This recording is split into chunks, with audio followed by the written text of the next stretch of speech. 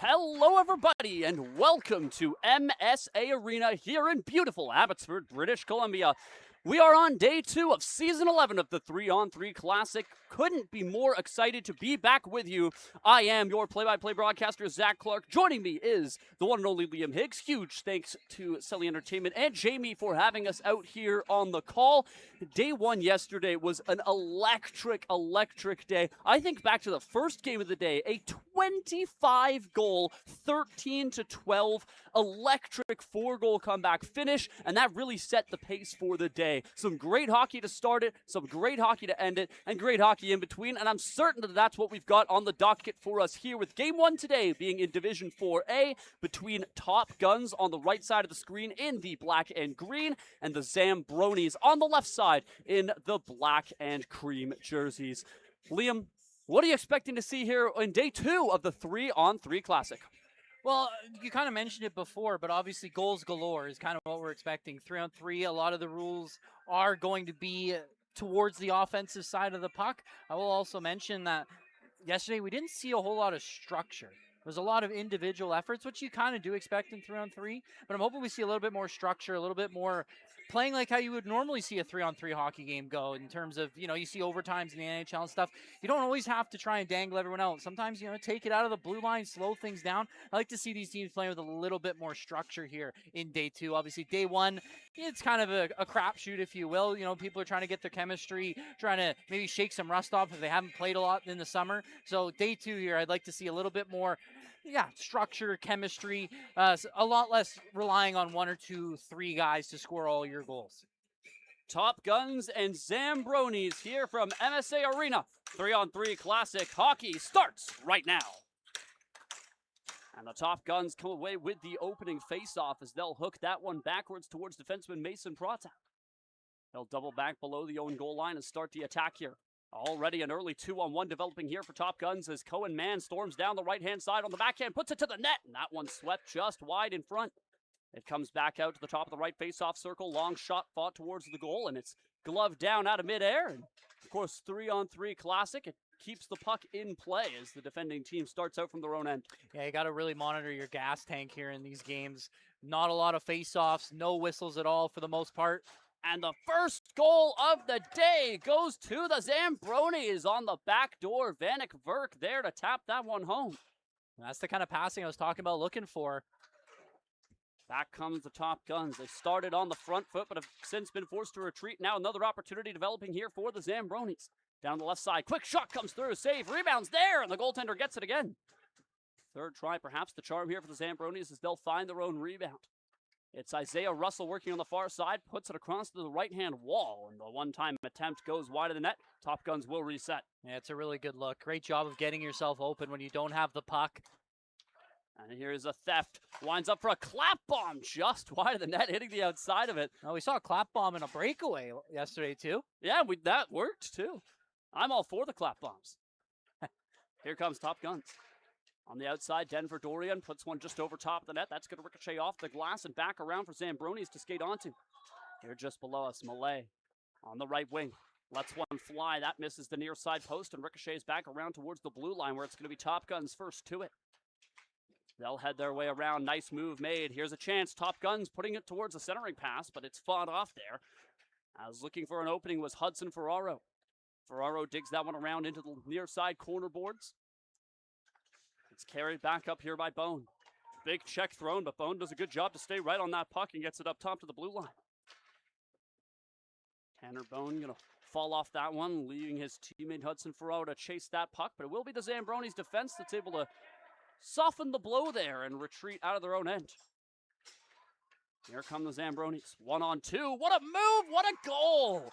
All by his lonesome there. The Zambronis on the board thanks to Ishan Malay. Goes 1-on-3. Top Gun going to try to get right back into this one, and they will. A wrist shot from Dylan Regier, able to put that one top corner. Back fly the Zambonis. This has been back and forth. It's on the goal line and hooked away from danger there at the last moment as Mason Protsev got a stick on the goal line. That one is as close as you're going to get without scoring. Sharp angle shot from Mann is stopped. That prots up from the line. A long drive, misses the far post. Comes out to the left corner. A tactical approach here from Top Guns as they'll cycle their way back to the blue line for Protop to start the attack. And Protop going to dump that one in. And Top Guns get to work on a line change as Zambroni is steady. Here comes Evan Bamara on the far side. Bamara, all kinds of speed. Deep backhand, what a save! Bamara trying to go end to end, absolutely stymied by the goaltender. Here's Top Guns with a chance the other way. Hard wrist shot, blocker aside. Both goaltenders making some key stops. Yeah, that's the name of the game as a goaltender in 3-on-3. You're going to give up the goals, but can you make the clutch saves in big moments? Cohen Adams with an absolute beauty there, backstopping the Top Guns. And as we expected, right out of the gate here, game one, already seeing lots of offense, lots of open ice out there, as to be expected with the 3-on-3. Zambronis enter the attacking zone, 1-on-3, attempting a wraparound. That one's fought off by Adams. Zambronis shall retreat after that rush from Vanek Verk. Here comes Top Guns. Gerard down the left wing, cuts to the right. Shields the puck on the backhand, lost it for a moment, but is able to win it back. Passes towards the blue line. That one just too far ahead of the intended target, and they'll retreat. Yeah, it's the right idea, just a little bit off on the pass. Caleb Otway's pass is picked off. Now here's an opportunity. Zambroni's stopped by Adams. Came out to challenge the shooter. Yeah, Zambroni's doing a really good job in the offensive zone of setting things up, getting open for each other, and doing a really nice job of connecting on some of these passes. I don't think they've missed a pass in the offensive zone yet. Shots on goal currently 8-3 in favor of Zambronis, who lead the score 2-1. Here's a look down the wall. Verk trying to shield the puck. A fierce battle there. Verk drops it off. Back to the blue line. Nice move made. One of the Top Guns has lost a stick. That's going to allow Verk to find the puck. Takes it behind the net, sends it out in front. Looking for the shot there. Couldn't find it through traffic. That one does, as it goes right through the wickets. And the Zambronis are up 3-1. And that's what we were talking about. That's just a perfect cycle. From low to high, gets it into the slot, moving when you don't have the puck. That was picture perfect 3-on-3 hockey right there. The Zambronis start out from their own end. Long pass from Aaron Gill connects with the left winger Ishan Malay, who's going to tip it in deep inside Top Gun territory. The Top Gun's back to it, but it's a good Zambroni forecheck that's going to force a turnover here as they work in the right corner. Back up top towards Malay. Malay, rink wide. Has an open man at the left side faceoff circle. His shot blocked. He'll go back to Malay at the line. Steers it towards the goal where it's blocked by the Top Gun defense. Stepping into that one was Denver Dorian, who's got the puck now. Dorian lost to handles. It hit a skate. It's stolen here by Gill. The Zambronis have a look towards the goal on the doorstep, and the shot comes wide from Malay. Goaltender might have gotten a piece of it. I saw that yesterday too. Got to be careful with the puck, especially at the blue lines. Malay trying to work his way towards the goal. There's going to be a penalty called here. First penalty of the day. I'll remind the viewers at home, no 2-minute man advantage. Rather, this is going to be a penalty shot. Best part of hockey.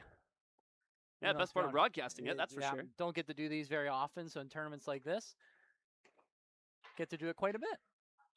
So here is an opportunity for the Zambronis, who are already up 3-1, for them to try and widen their advantage.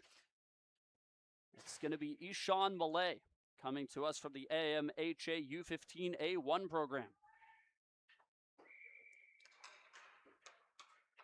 Malay takes it out wide. Back down the middle, Deke backhand, and the goaltender stays with him all the way. That's a great stop from Cohen Adams to keep his team within 2. That's a great save indeed. Malay was coming in nice and slow, and Adams just sticks with him the entire way. Back comes Dylan Regier. Regier around the far wall. Zambroni's there first. A good forecheck here from Top Guns. And it comes back out to the Zambronis. 1-on-1 here. Taking it far out. Now back down the middle. Here's a chance for Bamara. Stopped by Adams. Bamara didn't have a whole lot of time to get that shot away. A great chance nonetheless. Top Guns trying to strike back. 2-on-2 here. Centering pass comes through. Hits a skate. Deflects harmlessly back towards the goal line. And Bamara starts out. Bamara stops at the blue line. Waiting for his team to catch up. Flips one into the far corner. He'll head towards the bench for a line change.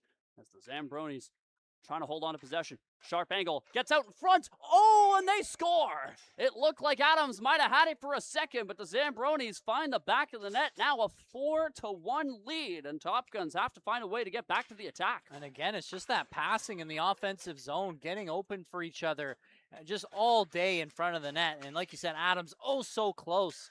Tucks it under the pad, though. From the line, it's dumped in behind the net. Top Guns will collect. And just one more here, and you're going to see 4 players on the ice for Top Guns. Indeed, if any team takes a 4-goal lead, the losing team gets to ice an extra player. Here's Otway. Sharp angle drive from Caleb Otway, a blocker save for the Zambronis. Now a breakaway chance back the other way. All kinds of time and space. Here's the shot, and a great save from Adams. It goes out of play as Cohen Adams continues to be the star that they need, shutting down Vanek Verk. Well, they say hockey is a game of momentum, and it's even more true in 3-on-3s. You can see Top Guns turned aside, and it quickly one headman pass, and it becomes a very dangerous opportunity going back the other way. Long pass connects with Gill on the near wall. Gill now back across, trying to charge the net. A sharp angle drive, misses the post, deflects all the way back to the line. Held onside there by Isaiah Russell. Plays it down to the corner for Gill. Sharp angle try, goes over top of the crossbar. Back around to the far hash marks. Wheeling and dealing on the wall. Cutting down the middle. That weak shot, blocked in front. Gill tries to tip it on target, but it deflects wide of the goal. Now down low, Isaiah Russell. Looking for Gill. That one broken up by Top Guns, who finally gets some steady possession. Although as I say that, Gill throws a poke check that knocks it backwards. Malay steals from on the wall. Tries to dangle through the defense. Top Guns able to shut him down before he can get too far as Isaiah Butner holds that one on. Top Guns will clear this one down the ice. And it will be enough for icing, so the Zambronis get a free possession. 7 minutes left in the first half of the game. Zambronis a commanding 4-1 lead, 14-4 on the shots on goal. Yeah, it's been the biggest thing for me, just being able to create their own shot. And like I said before, I've been harping on it because that's been the story of the first period for them, getting open when they don't have the puck. Here's a chance for Top Gun. The shot comes through. It's up in the air and lands just outside of the net as they crash the goalkeeper. That puck narrowly stays out, and now Zambronis, if they hurry, might get a 2-on-1. Malay can't catch it. Cohen Adams comes way out of his net to send it back to neutral territory.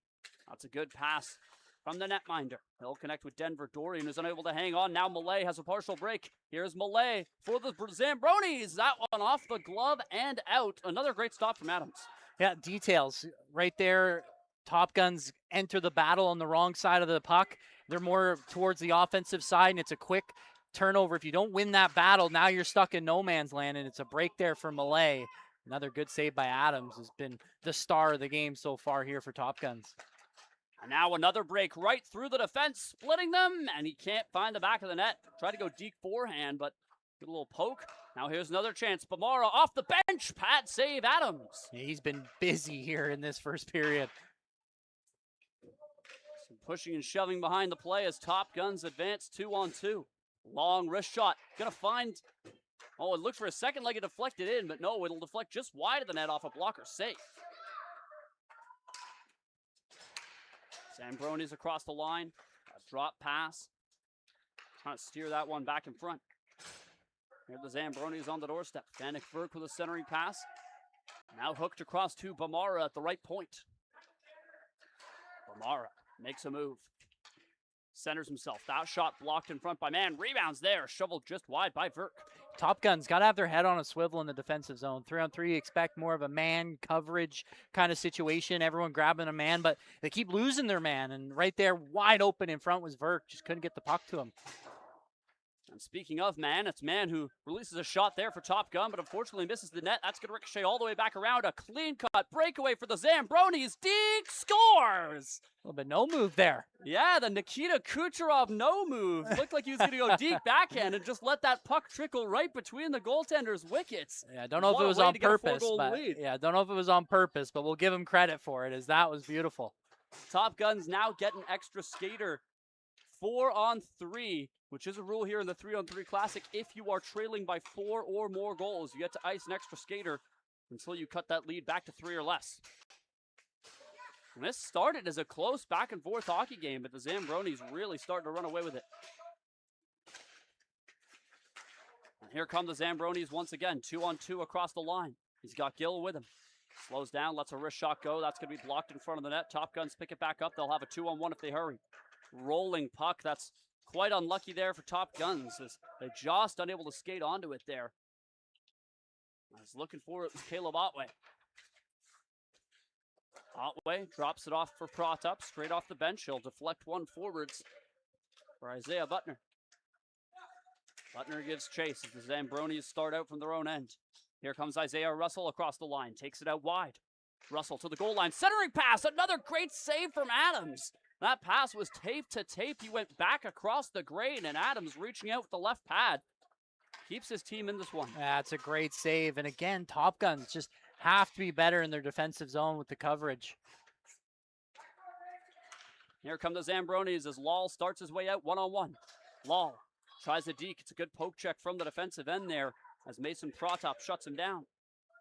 It's brought back to Russell. Russell finds a pass through traffic to Malay, looking for a break, but couldn't handle the hot pass.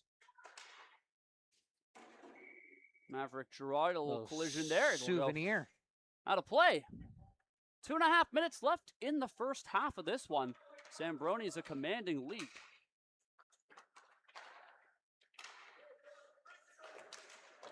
Zambronis attempted an outlet pass. That one intercepted by Top Guns. Here's a great chance on the doorstep. The shot comes through. It's blocked in front. Loose in the blue paint. Top Guns whacking away at it, but it's the Zambronis who clear it out to the line. Here's Hudson Ferraro working along the wall for Top Guns. He's got some time and space here with that extra man. Ferraro unable to hang on, and now out come the Zambronis on a 2-on-1. Left side across to Malay. He shoots, he scores. That's a perfectly executed 2-on-1. Yeah, I think that's the second of the game there for Malay. Now here's Gerard, partial break. Top Guns need this one. Deke, forehand, and a great stop for the Zambronis. What a save there again. Kind of bit a little bit on the move to the inside, but able to get the big toe back over there, and he makes a great save. 90 seconds left as the Top Guns trying to strike before the intermission. Here's a look towards the goal. A great poke check thrown there by the Zambronis netminder. It's thrown towards the goal. Top Guns fighting for the backhand. Big check thrown onto Dylan Regier, trying to cut towards the front of the net. He'll get back up. Now here's a look. Charging down the crease. Bone on the backhand. Takes it inside the blue paint. Hit the outside of the post, and it's covered just in time as Bone put it off the outside, nearly able to tuck that one home. That's something we didn't see in day one. Some pushing and shoving in this game. Yeah, you can tell a little bit after the whistle antics, and referees will perhaps have their work cut out for them in the second if this game continues to get away from Top Guns. Here's Gerard on the left wing. Oh. He's hooked down from behind. That one's going to be a penalty. I think the referee certainly got that one right. Yeah, indeed, is just a step ahead of the defender and kind of forces the defender into a pretty crappy spot. Either can take him down or give him the partial break. Decides to give the penalty shot here. And now normally I'd say it's not a bad penalty to take because you'd rather the man at disadvantage than a breakaway, but you're giving up a breakaway regardless, so I don't know. Here's Gerard for Top Guns. Deke forehand, lost the handle, never got the shot away. And the goaltender will steal, and with 10 seconds left to go in this one, just timing up for one last chance. A bubble by the Zambronis. Here's man, Deeks, he scores! We've not seen a whole lot of careless hockey from the Zambronis, but that's what that was right there, as a turnover leads to man finding the back of the net. And the Top Guns will take one last goal heading into the intermission here. A 6-2 lead for the Zambronis after the first half. Yeah, that's why you played to the whistle, though, right there. It's a great save by the goaltender on the penalty shot. Tries to get the offense going quickly with minimal time remaining, but unfortunately, no one was ready for the pass. Hits one of the Zambronis in the back and falls perfectly for Top Guns to take advantage, and they bring that lead back to within 4. They will still have the extra man out there on the ice, but, you know, I talked about how hockey's a game of momentum, especially here on 3-on-3, and that might give them some much-needed momentum here for the final half of this game. 30 seconds left till puck drop in the second half, and Top Guns getting some words of advice from their coaching staff. They'll begin this second half with a 4-on-3 as they're still down by 4 goals. But if they can score this first one, we're going to return to 3-on-3.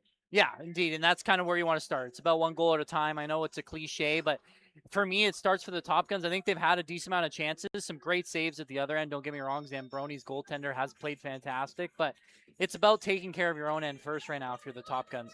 Way too many holes in the defensive zone, especially in front of their own netminder. Cohen Adams, despite giving up 6 goals, has been their best player. He's made countless saves. This game could be in double digits for the Zambronis if it wasn't for him. And it starts helping him out a little bit, and doesn't necessarily have to be blocking shots, but just making sure that they're not having all day in front of that blue paint constantly. And especially, we've seen it a couple times from Top Guns, the turnovers. Got to protect that puck, especially at either blue line, because if you turn it over, it's going to be a breakaway going back the other way. Second half here between the Top Guns and the Zambronis in Division 4A of the 3-on-3 Classic. Starting right now in Malay. Getting physical right off the whistle with a big check thrown there onto the Top Guns, and he'll get the puck now. Nice move by Malay. Sets up Gill in front of the net. Gill spins, shoots. That one poked away by Cohen Adams. Collected harmlessly there by his defender, Denver Dorian. Dorian lost the handle in between his skates. Gill steals, Deeks, backhand, goes wide of the goal. Net's knocked off its moorings, so as the puck swept out to center, I believe we will actually have a stoppage in play here. Yeah, it does look like they're going to try and fix this post. Not sure if it was a pain in the games before, but going to get that one set back up, and we're ready to go again. Top Guns advance 4-on-3. Here comes Mann. Mann hooks it to the outside for Butner. He'll go back to Mann below the goal line. That one escapes him. And the Zambronis start out. Some powerful strides through the center of the ice, splitting the defense. Here's the Zambronis, shoots, he scores! What an individual effort, end to end, and the Zambronis are up by 5. Yeah, you saw the size difference there. It felt like every stride he was getting past somebody. And then, like you said, great individual effort. Not much Cohen Adams can do on that one. Another nice move made here. The Zambronis a chance to go for more, and a good poke check thrown at the last second there by Butner is going to stop the Zambronis in their tracks. Here's another chance. Wrist shot hits the outside of the post. Now, yesterday, Liam, we had to do a bit of detective work. Today, maybe again, as most of the Zambronis have jersey numbers, but there's about 3 or 4 that don't. Unfortunately, some beautiful goals scored by anonymous members. Unfortunately. Top Guns, centering pass. What a stop there is a redirection in front from Denver Dorian. It's turned aside by the netminder. Here's Dorian again, sets up his man in front, and another great save. This time off the stick of Mason Protop, who's in the right place, right time to tap that home. Yeah, those are definitely the kind that you're going to look back on, and they have to go in the back of the net. 22-11 are the shots on goal in favor of Zambronis. 15 minutes left to play. Lots of time left for Top Guns to get back in it. Zambronis appear to be double shifting some of their top skaters. Here's a look from the right side. Nice move made. Puck ends up below the goal line. Down into that left corner. A long outlet pass. Potential 2-on-1 if they hurry. Here's a look out in front. Sharp angle shot. That's blocked in front of the goal there by Vanek Verk. Top Guns still working with it. Here's Protop. Springs his man in front. The shot just couldn't come. Here's the Top Guns. The setup was there. The finish wasn't. Bone looking to change that. Here's Bone. Puts it to his man in front. The shot goes wide. Bone picks up the rebound. He'll cycle it up top to the blue line. Bone takes it to the middle of the ice. That's a nice move by Bone. He'll drop it back off in front. That long pass doesn't connect it. I believe that's Lewis Meyer who throws that one below the goal. And now coming out, here's Hudson Ferraro. Back up top to the blue line. Lots of room here.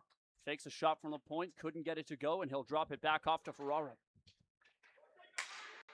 Ferraro now looking for Bone at the left point. That one's broken up, and now here comes Lal one-on-one here for the Zambronis. Lal all by himself, and that's some nice defending there. As the Top Guns number 7 is able to break it up, Lal wins it back from the corner on the backhand, and Adams gets across in time to shut down Lal, looking to continue this Zambronis lead. That's a good save. Again, nice, calm, confident save, but for me, back at the other end, you're seeing why the Zambronis have the lead. Not only have they been able to put the biscuit in the basket, if you will, but getting back on defense and making some nice stick checks and putting in the effort on the back check. Aggressive rush here from the Top Guns, whacking away at it, and some checks being thrown afterwards. They talked about things getting heated, and there it is, as some tempers boil over. Some good restraint by both teams to not let that escalate further. Yeah, I mean, didn't see a whole lot of that yesterday. Actually, if I think about it, I don't think we saw any of that kind of stuff yesterday.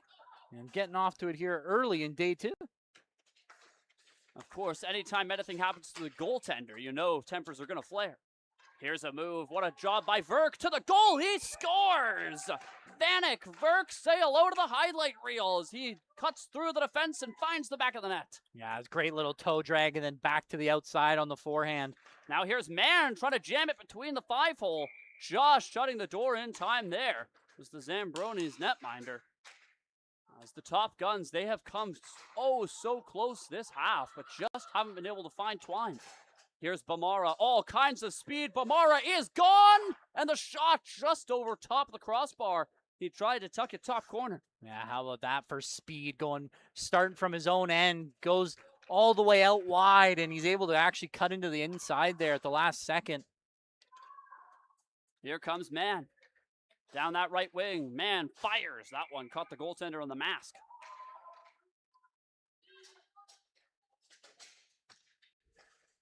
Malay going to leave that puck for his teammate. Carried across the blue line, but sent right back the other way as the Top Guns advance. And just called offside there as one step ahead of the play was Denver Dorian. Yeah, it's unfortunate there for Top Guns. Back come the Zambronis, the hefty lead in hand. Slowing the play down, it's dropped off top to the line. Here's Isaiah Russell. Russell takes it to the far corner, looks for a centering pass. That one well blocked by the Top Guns defense as Mason Protop's able to break up that play. And now Dorian back the other direction. Dorian looking to center. That one too far ahead of Isaiah Butner. He'll drop it back off towards Dorian, but he overskated the puck, and Isaiah Russell will pick it up here for the Zambronis. Long pass here is going to be icing. And so the Top Guns will get a chance here. Once again, you are watching the 3-on-3 Classic here on the 3-on-3 Classic YouTube channel. You can also find us online at the 3on3classic.com. Here's Malay for the Zambronis on the left side. Goes to the middle. They shoot. They score. Oh, got a big chunk of it there was Adams, but just not enough. Another pretty well executed 2-on-1 there is some chatter between the coaches to the referee, and I think there's a question going on about something that happened on the ice. Yeah, unfortunately, I'm not sure exactly what they're talking about. The clock has been stopped. I think there's confusion about either how many people should be on the ice or who should be on the ice. But it looks like the confusion has been rectified as this game will continue 4-on-3 here. The Top Guns having the extra skater due to being 4 or more goals down.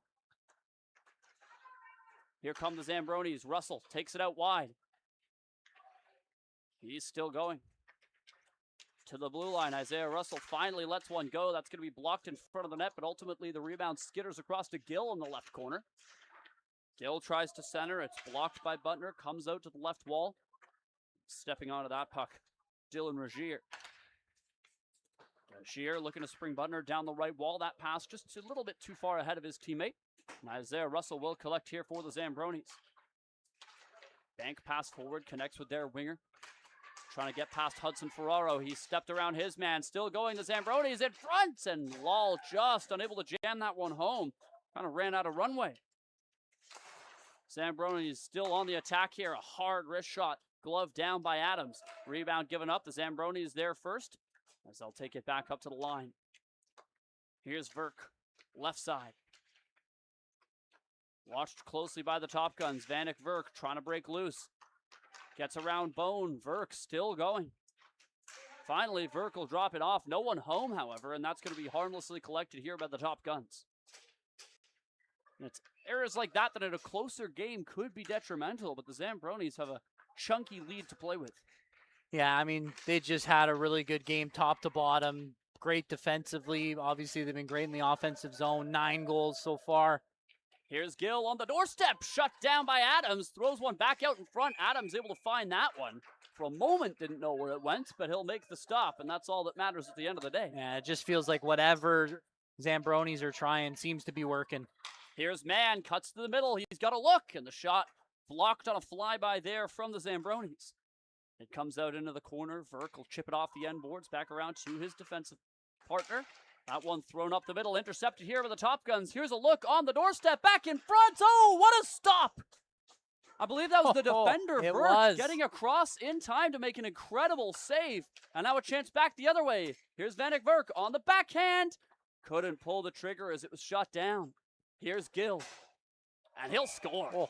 Finds the 5-hole, throws Cohen Adams in place. But yeah, Zambronis, it's a passing clinic right now. Great job, little give and go there, going hard to the net, not admiring your own pass, and just slides that one to 5-hole. And then at the other end, it was Verk who made the pass, setting up the goal, but before that, made the great defensive play that allowed it to happen.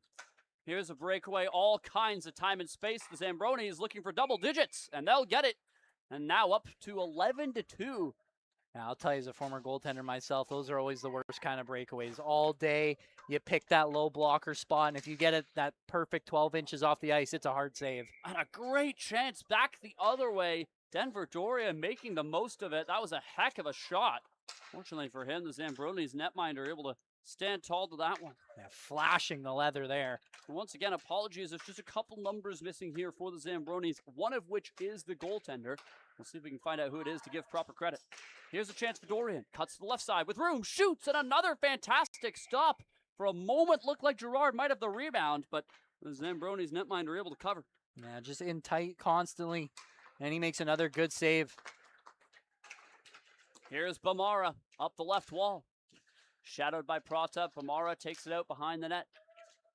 Doria now jostling with Bamara. It's a heck of a board battle. They'll both go down as they both decided to forget about the puck, and now some real pushing and shoving starting here. The referee is doing a good job to break that up. We'll see if any infractions come of it. Yeah, feisty start here to day two, like we mentioned. Didn't see any of this in day one. I wonder what's going to happen here. Might get some ejections, it looks like.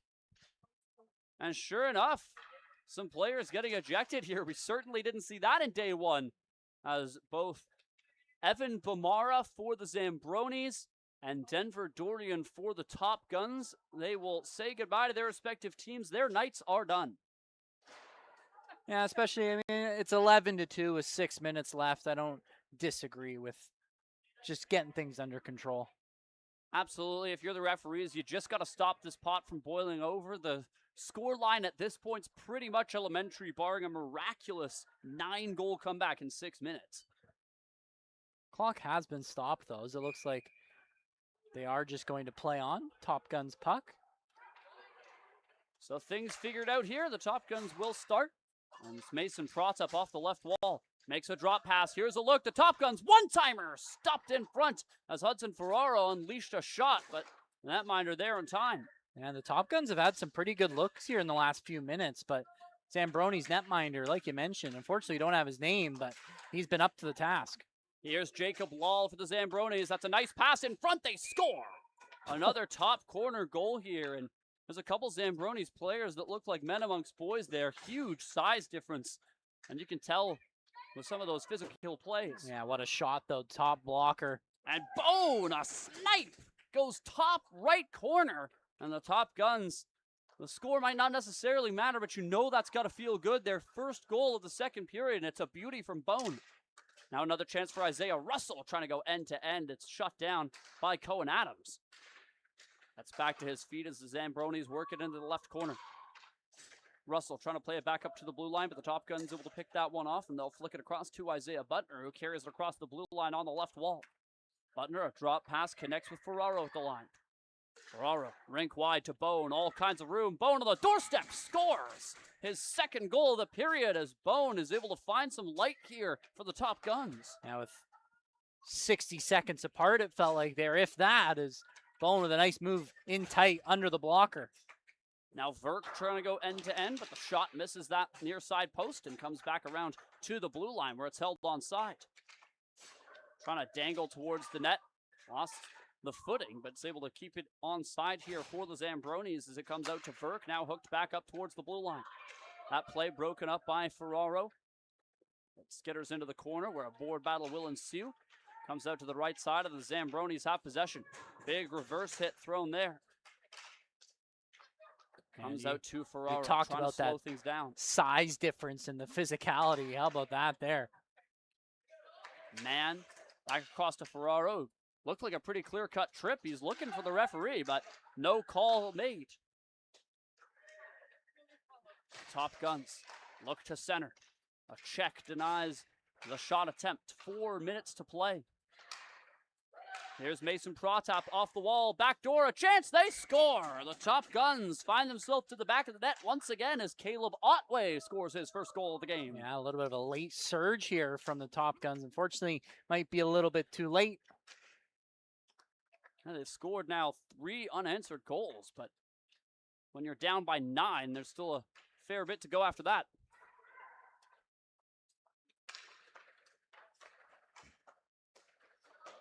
Verk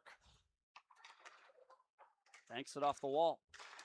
Zambronis, a weak shot on goal, is turned aside. I'll take it back out in front. Trying to jam that one through the defenders, but it squirts loose. Here comes Mann. All kinds of time and space for the Top Guns on a breakaway. Mann, left side, slows down. Deke scores! A brilliant finish from Cohen Mann, and the Top Guns continuing to score in droves here, but with just 3 minutes left, is there enough time for them to get back in this one? Here's Gerard, give and go. Gerard to the net! And it stays out. We'll see a little bit of more scuffling after the whistle as that one narrowly held out, and now a chance back the other way. Malay on a breakaway for the Zambronis. Malay scores! Oh, deep backhand to the back of the net. Yeah, Top Guns kind of get caught. Everyone's sucked into the blue paint there. No one's back, and it's a little flip pass for Malay. And how about that move to the backhand? Gets good elevation on it as well. Top Guns looking to score again. Here's a chance on the doorstep, whacking away at the rebound. The goaltender doesn't have it. Finally able to cover as 2 or 3 good chances for Dylan Rogier turned aside there by the Zambronis. Some more pushing and shoving, it seems. 2 minutes to go in this game. At one point, a 10-goal lead for the Zambronis. Now down to 7, as the Top Guns still have some work to do. The Zambronis down low, cough the puck up to Hudson Ferraro. He's going to send a lengthy outlet pass through the middle. Offside, crossing the line. Cole. Another unwritten hockey rule broken there as he shoots it on net after the offside whistle. Here's Malay up the left side. Toe drag maneuver, going to be shut down by Bone, who quietly has had quite a good game for the Top Guns. Yeah, especially here in this second period.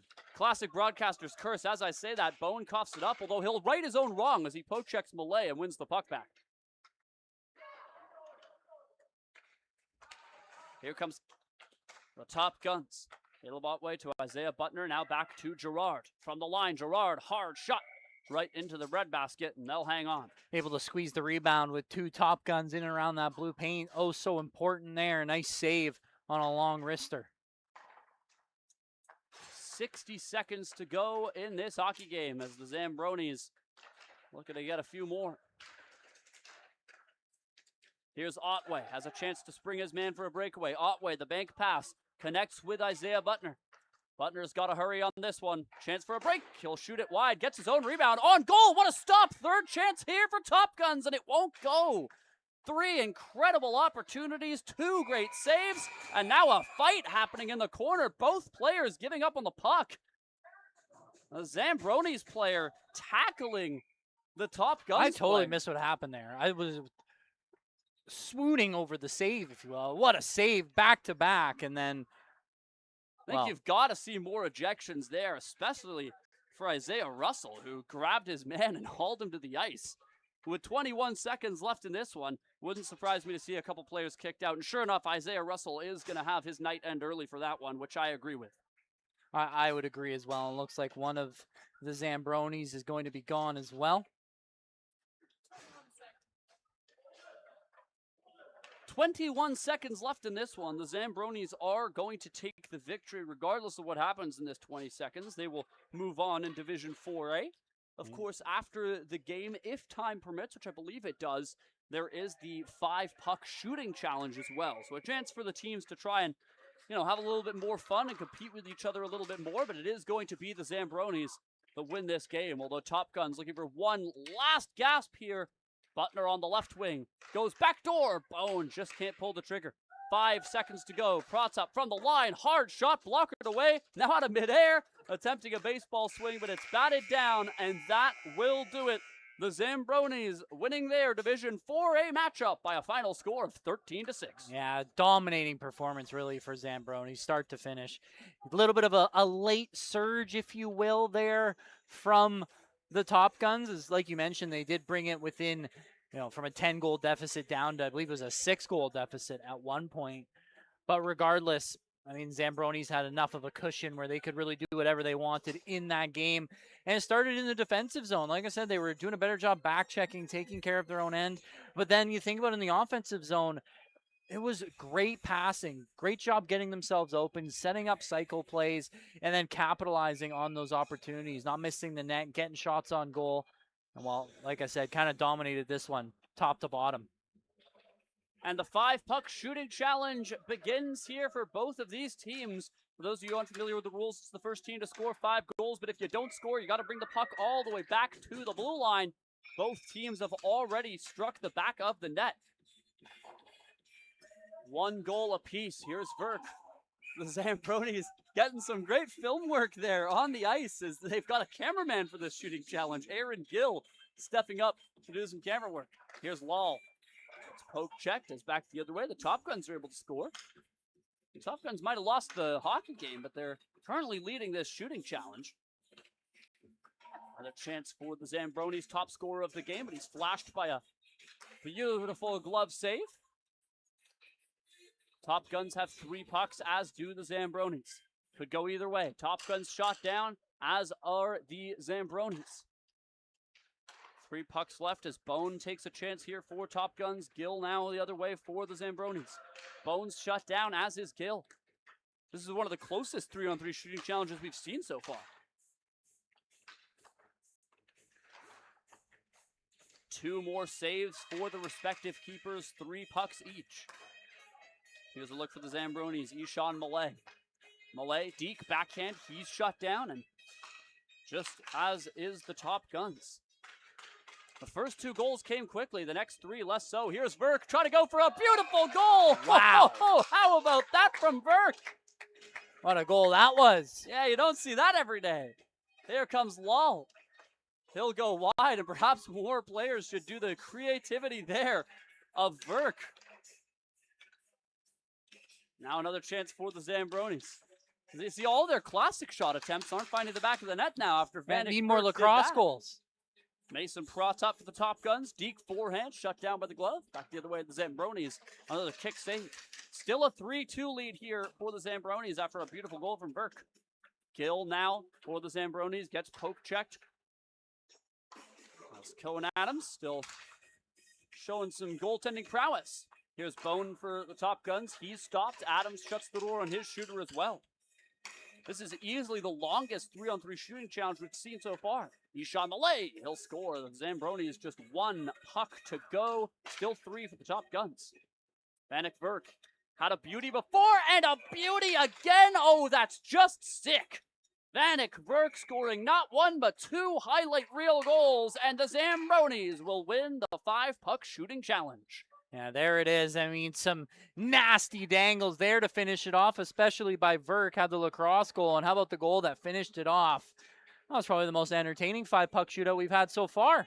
It's been an absolutely thrilling game and a thrilling finish to the 5-puck shooting challenge. We shall take a short break here from MSA Arena, but we'll be back in just under 15 minutes time for Game 2 on the day here Once again, thank you so much for tuning in here on the 3on3 Classic YouTube channel. You can find us online at 3on3classic.com or check out our social media channels at 3on3 Classic on Facebook, TikTok, and Instagram. As always, I have been Zach Clark. He's been Liam Higgs. A huge thanks to Jamie and the team for having us out here. A thrilling game one as the Zambronis will advance in Division 4A. They take it a final score of 13-6. Once again, we'll be back in 15 minutes time with game two on the day. Stick around for more 3on3 Classic hockey here on the 3on3 Classic YouTube channel.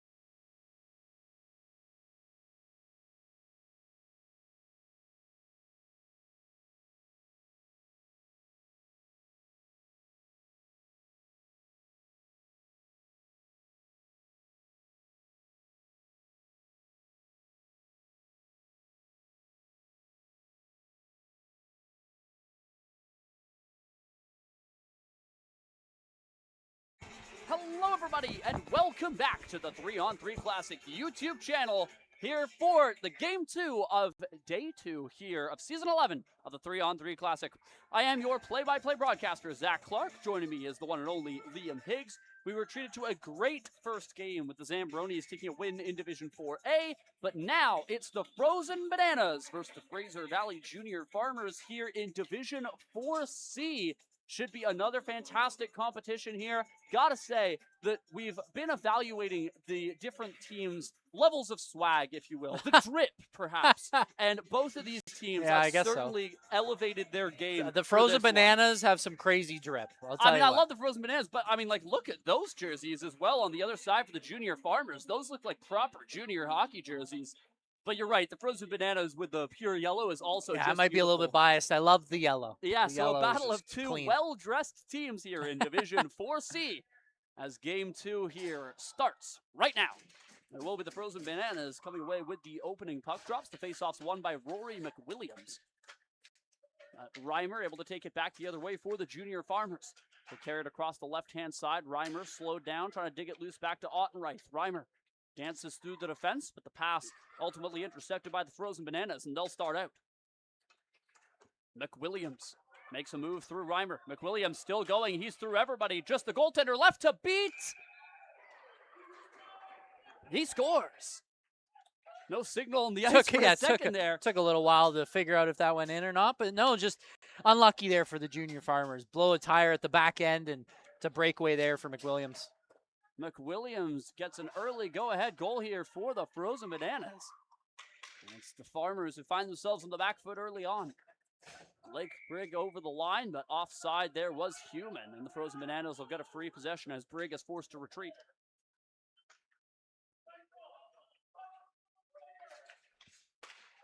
The Bananas start out. Here's an opportunity for Ray Stewart on the left wing. Stewart trying to cut to the middle, but Human shut him down. Human going to spring his team back the other way. Potential 2-on-1 if they hurry. Here comes Hart down the middle.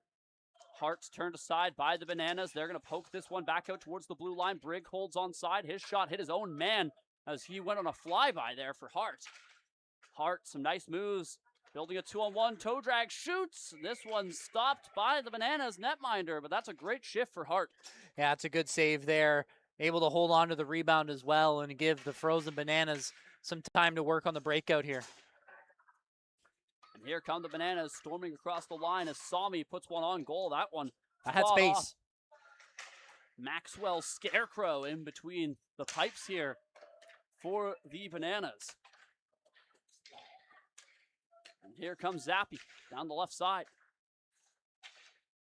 Fought off by Sami for the Bananas. He'll chip this one back out to neutral ice. Some bodies colliding as Haymaker throws a haymaker. There you go. I love that there are some nicknames on the back of the jerseys here for these Farmers. Of course, Haymaker and Scarecrow not necessarily being their actual names, as cool as they are. And it's Haymaker right now with the puck, although he's stripped of the puck by the opening goal scorer, McWilliams, looking for his second. Deke scores! McWilliams already has a pair as he goes 5-hole, and the Frozen Bananas are up 2-0. That's a goal scorer's goal right there. Quick little backhand forehand and gets the goalie moving and tucks it into the 5-hole at the same time. Here comes Haymaker. Takes a sharp angle, trying to tuck that one upstairs, sends it over top of the goal, but Ottenreich's there to hold that one on side. Sends it around the glass for Mears. Mears taken to his knees, stays with the puck, hooks it across to Ottenreich. Mears now takes a return pass in the corner. He'll bank one up top. It comes out to neutral ice, so Hill is forced to reset. Good pace set by both of these teams early on. A turnover forced here. Mears lets one fly. The Bananas able to fight that one off, and out they come. 2-on-1 developing here for the Bananas if they hurry. Pass across, connects with McAllen Cron. McAllen Cron takes it into the corner. Shields the puck, makes a nice spin move to escape from Hill, and another one. McAllen Cron putting on a clinic there. Hooks it back up high. McAllen Cron now going to take a return feed at the blue line. Quick pass across to the defense, but now it's stolen by Ottenreich. That's a nice move. Trying to put on the Jets. Ottenreich down the right wall. Didn't quite have enough gas left in the tank to get on a breakaway, but still a good defensive move by Ottenreich nonetheless. Yeah, it's a long defensive shift there for the Junior Farmers. They do a good job getting it out, but not enough gas to capitalize. Fresh off the bench, it's Hart. Puts it just wide. Hart actually deked the Bananas into colliding with each other. Now Reimer trying to slot it between the wickets, but the netminder able to throw a great poke check there as Finton Vasson shuts them down. That one comes offside, and I mean, such a great offensive shift there for the junior Farmers, but between some good defensive efforts and the goaltending of Finton Vasson, this game remains 2-0. Yeah, good offensive shift indeed. Doing a good job forcing some turnovers, getting chances from that, and keeping that puck in the offensive zone. And it looks like they're going to try and do the same thing again here at this shift. Rory McWilliams, he's got a pair of goals already. Shut down through the middle by Reimer.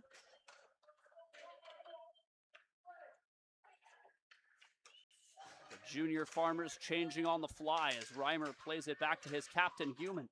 Trying to play give and go. That one's broken up by the Bananas right at the blue line. They're going to be able to steal in the offensive end. Hart runs some interference on that pass, forces it back out to the perimeter as it's dropped off to the blue line. The junior Farmers slowing down McMillan. They'll play it out to Hart, who steers it across his own blue line and out to the far wall. Rest of his team's on a change, so Hart finds himself all alone in the offensive zone. His shot goes wide, but the teammates catching up now. There's a chance to the net on the backhand. Scores! The junior Farmers on the board as Blake Brigg goes backhand top shelf. Now what a finish from Brigg. And again, it's the same thing we're seeing right now. These turnovers at the blue line, you can't have it, as it's going to create some really dangerous scoring chances, and even more so in 3-on-3 hockey. And Brigg, man, you don't finish a backhander better than that. It's a beautiful goal by Brigg to cut into this lead as one of the closest games we've had the privilege of commentating so far between these two sides in Division 4C. Here come the Frozen Bananas. McWilliams trying to strike back. His centering pass is intercepted by Brigg. Now it's brought back out towards neutral ice. Sarah Vanderhoek towards that one. She'll slide it across to the right-hand side where it's dumped in by the Bananas, and Haymaker's back to it here for the junior Farmers. They'll get it across to Brigg, who's had a very long shift here, but he's made the most of it. Pass across to Zoppi on the left side with some room to maneuver. Zoppi shoots off the mask and away there. As Vasson using his noggin to keep that one out. A Michigan goes just wide. The closest we've seen yet. We've seen so many Michigan attempts here at the 3-on-3 Classic, and Blake Brigg, oh, that didn't miss by much. The Bananas back the other way. Hit the post there on an awkward wrist shot from Rylan McCallan-Cron. Nearly flutters home, and this has been a heck of a game so far. Yeah, great offense at both ends, and like you said, I've seen a lot of Michigans. That's the closest one yet. Here's Mears charging the netminder, and coming out to challenge was Finton Vasson, and that's a great call there from the Mission U13 goaltender. Here's Ray Stewart in the corner. Stewart flutters one towards the goal. That's blocked by Haymaker. The junior Farmers start out on the right-hand side as it's carried up the ice by Easton Mears. Mears, he's got Watson with him. Mears to Watson, shoots! Oh, what a save by Vasson! Reaching out with the left leg, gets the toe to it, and the Bananas stay on top. Yeah, well, a couple of big saves here by Vasson. Had the breakaway earlier, and then that one right there to keep this a one-goal hockey game. A Haymaker attempting a one-timer from center ice. You never know. Getting rubber on net is never a bad idea. Hey, we've called goals from center ice before. We definitely Even have. in the playoffs. We definitely have. Happens to goaltenders at every level. Yeah, just ask Vesta Toskala. Exactly. There's more than just Vesta Toskala it's happened to, even in the NHL. Coming down the right wall, it's a chance for Owen Murray of the Frozen Bananas. Murray has his stick lifted by Haymaker, trying to stay with it, but Haymaker ends up on top. He'll corral it across to Forrest Reimer. Reimer makes a move at his own blue line. He'll backhand a pass through neutral ice. Ottenreith has to hurry as McWilliams trying to pick it off. Had it for a moment. The Bananas able to stay onside as McWilliams works his way down the left wall. He'll drop a pass back up top to the blue line. Owen Murray throws one on target. That one blocked in front of the goal by Reimer. 8.5 minutes left to go in the first half of this hockey game. Still very much anyone's game. The Farmers getting to work on a line change. That puck comes back out to center ice. Ottenreith reaching out with the skate to stay onside. He's going to give Reimer a chance. Here's Reimer. Deke, backhand. Reimer scores! Oh, Reimer says, I'll do it myself as he's tied this game at 2. And how about that? Outside, inside, inside, outside, and then to the backhand. It goes through everyone. I mean, that's just a heck of an individual effort. A patient play by Reimer has tied this game at 2. In what I'm almost ready to call the closest game we've seen so far. Definitely through the first half of the first period. Here's a chance for the Frozen Bananas going to the back door, and that one tapped just wide by Cade McWilliams. That was a nifty setup from Rylan McCallan-Cron, but unfortunately the finish unable to be had, and the Bananas will have to retreat here. Here's Hart through the middle for the Farmers. That play quickly shut down there by Sarah Vanderhoek. She's going to leave that puck for her defensive partner. It's flipped out towards center ice. Pass connects back to Vanderhoek on the wall. Sarah Vanderhoek beats the first defender, takes it out to the hash mark. Centering pass going to be blocked up there by the Farmers defender. Ashton Zoppi able to throw a good check. He'll win that puck back towards Hart. Hart looking for Zoppi. Sarah Vanderhoek able to knock Zoppi to the ice. And here's Vanderhoek. She steals. She's going to set up McWilliams at the line. McWilliams shoots just wide of the post as Rory McWilliams looking to put the biscuit in the basket. There's definitely space on that blocker side here of the Junior Farmers goaltender, and the Frozen Bananas have tried to hit it a couple of times. Here comes Hart flying down the left side of the ice. Hart trying to do it by himself. He split the defense. Here comes Hart, shoots and hits the outside of the cage. We've seen some great individual rushes here from several different members of the Junior Farmers. As the captain, Human, holds it on side. Second time's the charm. McWilliams racing down the right wall. Unleashes a clap bomb just wide of the net. Goaltender might have steered it along. As Maxwell Scarecrow hasn't had to be too busy. Now here's another chance for the Farmers. Partial break. Deke stopped by Vasson. And how about the pass, though, from Brigg? Just you see that a lot in 3-on-3. With the man coverage, sometimes it's going to be tight coverage. Just put it to a space you can skate onto. Brigg, backdoor, Mears! No goal. What a stop by Vasson. What a save, getting across in desperation off of another great setup by Brigg. And there's only so much you can do. What a save. The Junior Farmers cannot believe Mears didn't score there. And no fault of the attackers either. Simply a fantastic stop by Finton Vasson. Now here's Brigg. He split the defense, a 2-on-1 developing. Brigg trying to go all the way, and he does! Oh, baby, that's a beauty! Blake Brigg, his second goal of the game. He's able to go end-to-end with that one. You got to be careful as a netminder trying to dive onto those loose pucks. You got to make sure you get that stick in behind your glove. McWilliams looking for an answer, trying to go 5-hole, but the door is shut by Scarecrow. Back come the Farmers with their first lead of the game, currently 3-on-2, looking for more. They shoot, they score.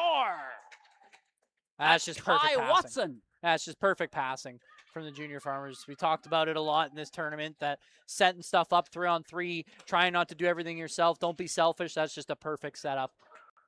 It's been some great hockey by the Farmers the last couple minutes. The Frozen Banana is going to need to slow things down and make sure they get this game back in control as they dominated the first few minutes of this hockey game. Ottenreich working on the wall. Lost the handle as it trickles over to Caleb Sami. Sami throws a long pass down the length of the ice. This one will be icing, so Haymaker gets a free touch. Just over 4 minutes to go here between the Frozen Bananas and the Fraser Valley Junior Farmers here in Division 4C of the 3-on-3 Classic. Here comes Reimer.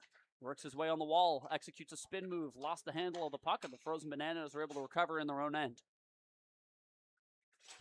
Out starts McWilliams. McWilliams, right wing, shoots. That one stopped by Scarecrow. He'll hold on. That's a good save there by Scarecrow. Coming out, getting himself big, taking away the space, and also taking away the rebound as well. Able to fall on top of that one. That's a nice pass. Some chances here developing for the Farmers. It's Ashton Zoppi. Deke slow, taken out in front of the net. No penalty called there as the arm stayed down. Zoppi gets back up. I think the Frozen Bananas might have got away with one there. I would tend to agree. As the Farmers continuing to apply pressure. It was a nice rush from Ashton Zoppi. Zoppi's got the puck now, drops that one back off to the defenses. Owen Haymaker will dump it in from the wrong side of the red line. It's an icing call, and the Bananas get the puck. Yeah, definitely the momentum on the side of the junior farmers right now, and just trying to get to that second frame. A breakout pass here, potential 2-on-0 if they hurry. Reimer has Zoppi with him. Reimer to Zoppi to Reimer, shoots, and it's into the glove of Vasson. They just lost a lot of that speed collecting the puck. Yeah, just puck gets caught in skates. Everyone starts to slow down. The spacing wasn't really there either, but still, regardless, it's a good save by Vasson. Bananas looking for the tie and goal. Take it out left side. A diving Ovechkin-esque sweep of the puck towards the goal there, but it's hooked wide of the net. Back come the Farmers 2-on-1. Here's Hart out wide. Hart cuts back down the middle with a look. Hart shoots. Stopped by Vasson. Hart finds his own rebound. Has a chance out in front for Mears on the doorstep. Easton Mears hooks it just wide. The pass was in his skates, and by the time he dug it loose, the defense was on him. Yeah, I mean, that's a really good look. Just the pass, a little bit bobbly, and can't quite settle it down in time.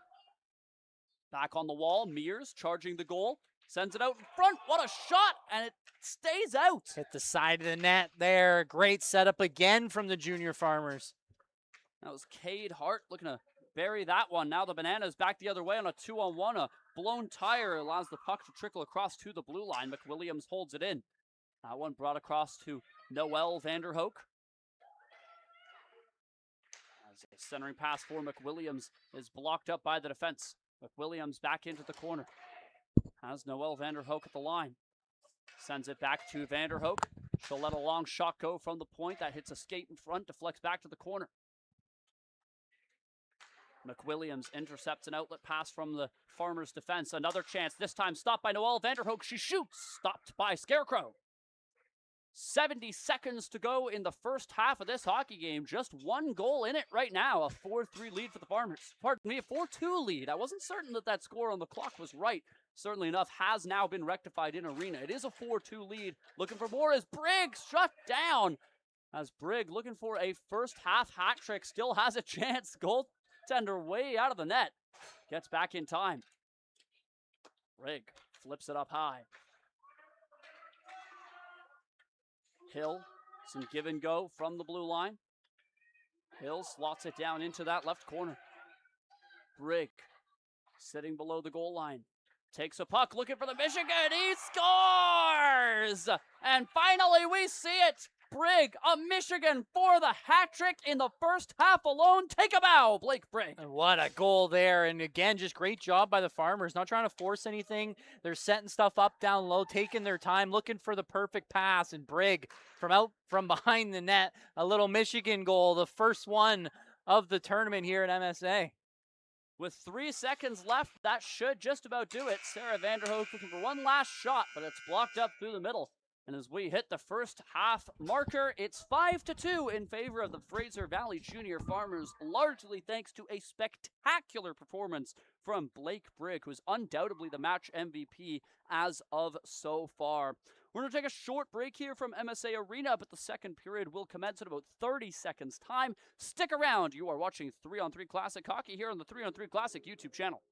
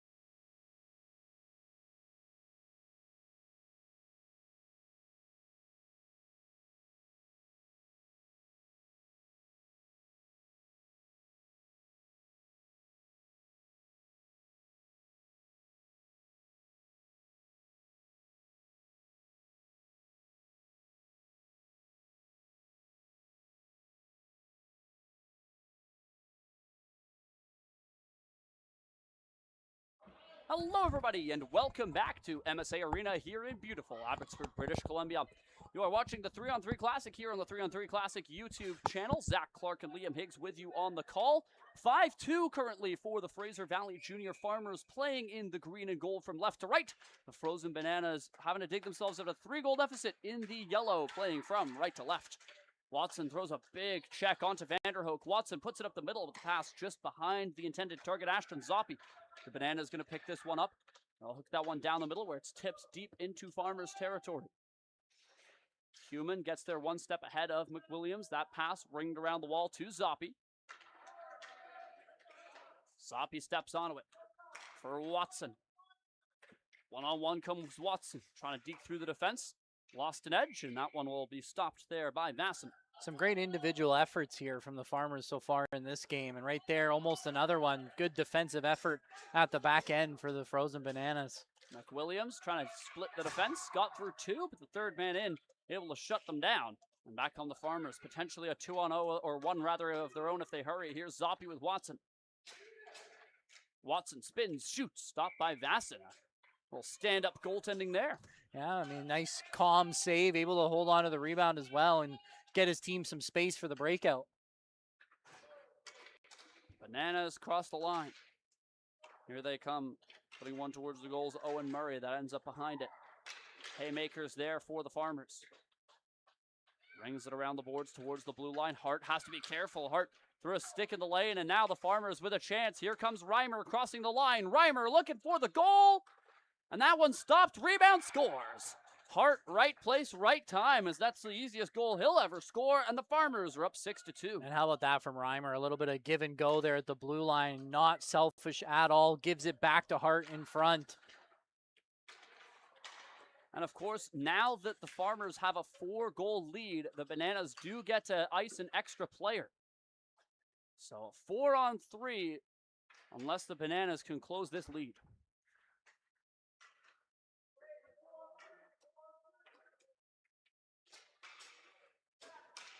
Here come the Bananas. 3-on-2 across the line. Offside there as they nearly had a chance, but Reimer with a good stand-up play at his own blue line. Yeah, great job with the blue line there by Reimer. Stops the Bananas in their tracks and forces them to go offside. Here comes Brigg. He's got 3 goals, looking for 4, and he'll find it. Oh, it was a blocker save from Vasson, but it goes up in the air and lands in the back of the net. Well, you've got to be good to be lucky, and lucky to be good. And I tell you what, Blake Brigg has been both today. Yeah, I mean, that's just heartbreaking there for Vasson, who's made some really good saves in this game, but that one just kind of knuckles on him off the blocker. And I'll tell you what, that's definitely something that's happened to every goalie. It's happened to me a few times. Lots of time left in this one for the Frozen Bananas, but they've got to find themselves on the score sheet soon. Here's Easton Mears, made a nice move, takes it to the net, sharp angle, and the goaltender Vasson cuts down the angle. That's brought back to Brigg. Like Brigg, taken down. And the Bananas step onto it. Here they come. Quick shot comes through. That's blocked in front of the goal by Haymaker. Comes back across to Mears. Steers it forward to Brigg, who's unable to handle the hot pass. Frozen Bananas trying to advance as Caleb Sami works his moves. Here comes McMillan with 2 goals in the game. Trying to go 5-hole, and shutting the door is Scarecrow. Yeah, that's a great save there. Able to close his legs quickly while he's moving side to side. That's a good save. Ottenreich up the right wall. Still going. Lost the balance after some contact in the corner, and the Bananas will advance. Here comes McWilliams. Drops it off to McWilliams. Shot comes through. They score. As the 2 McWilliams brothers, Rory and Cade, connecting on that one. I believe the McWilliams brothers have all 3 of the goals here so far for the Bananas. Zoppy across to Ottenreich, but Zoppy just one step ahead of the play, so offside called against the Farmers, and the Bananas get a free touch here as Vanderhoek starts out. The 2 Vanderhoek sisters, both of whom playing for Mission U13 hockey, carry that puck across the line. Here come the Bananas. It's dropped off to Sarah Vanderhoek. Hooks it across to the right side trying a one-time shot there. That's going to be blocked in front by Hill, and the Bananas have to retreat as the Farmers cleared out to center. Yeah, I couldn't quite get the shot through there, but some good passing from the Bananas. They got to build off of that. McWilliams goes to the right side. Back to McWilliams. Couldn't get the shot away. He'll center it again. No one home this time for the Bananas. And outstart the Farmers as Zoppi charges down the middle of the rink. 12 minutes to go. Here's Ashton Zoppi on the backhand. Shoots just wide. As there's going to be a penalty shot here for Zoppi. Referee calling a trip. And Ashton Zoppi with a chance to widen this lead.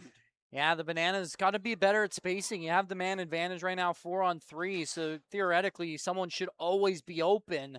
Got to find a way to get that puck to that guy that is always open and get that defense moving. And then back the other way. It's just a great move by Zoppi. Gets the stick caught in the skates there. I believe that was Sarah Van Hoken. And so Ashton Zoppi coming to us from the Chilliwack Recreational League. That's a chance on the penalty shot. Zoppi, Deke, backhand, lost the handle. Doesn't get the shot away, although it does look like Finton Vassen stayed with him.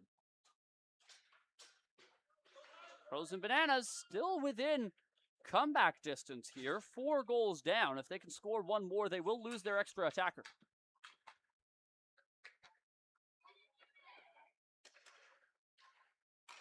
Set up here in front for the Bananas on the doorstep, jamming away at it, and it's kept out by Scarecrow. Outstart the Farmers. Down the middle of the ice. Some nice moves made there by Hart. He'll take it into the corner, tries to center a pass for Watson. Watson jamming away at it, shoots, it's blocked in front. Watson still has it. He'll hook it up top to Human. Lots of space. Long drive towards the goal, going to be blocked in front of the net. And the Bananas will carry it out of their own end. Flying down the wall come the Bananas. Here's Ryland McAllen-Cron. Takes it to a sharp angle. Shoots. That one far off by Scarecrow. Comes back around to Noel Vanderhoek. Vanderhoek sweeps it into the corner. Here's a chance for the Bananas. Put it on goal. Scarecrow makes the stop. He'll hold on. Yeah, the fact that he's able to corral that rebound in, so important. It's a good setup by Noel Vanderhoek, but no finish on that play for the Bananas. Here comes Hart. Hart shut down by Noel Vanderhoek, who's going to spring her attack. One-on-one, here come the Bananas. Long shot, whistles wide the goal there. Bananas forecheck getting to work as the Farmers will fling this one down the ice. Vanderhoek's there first. She plays it forwards to McWilliams. McWilliams coughs it up to Blake Brigg. Brigg looking for his 4th goal of the game, trying to cut through the defense. A poke check thrown by Sarah Vanderhoek keeps that one aside. And she'll play that one forward to McWilliams.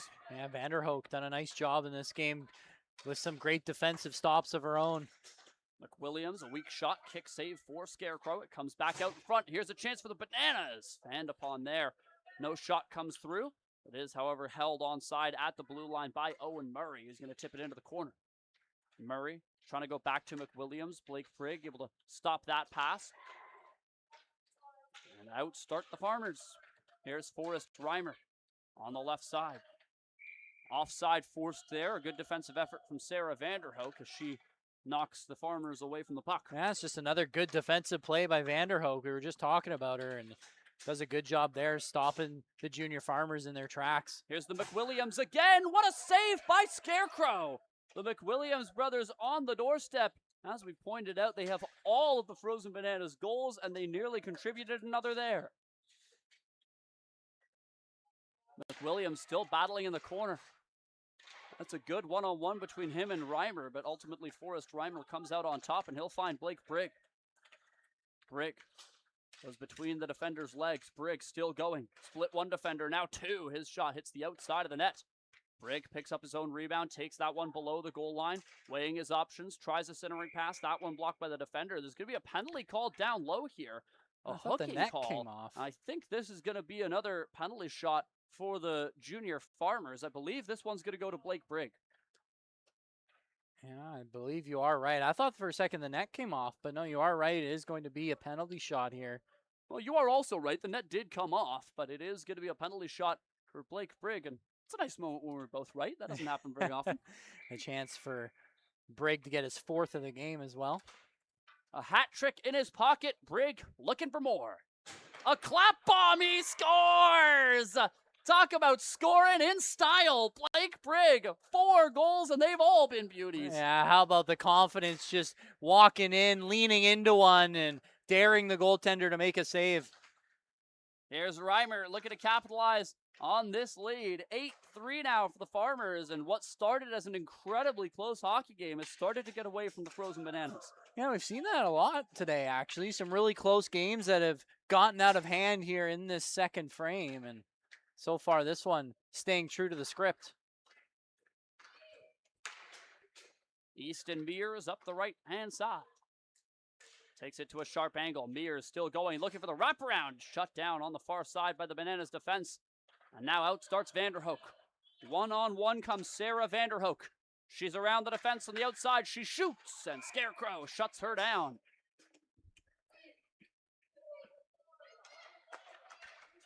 Ottenreith back the other way.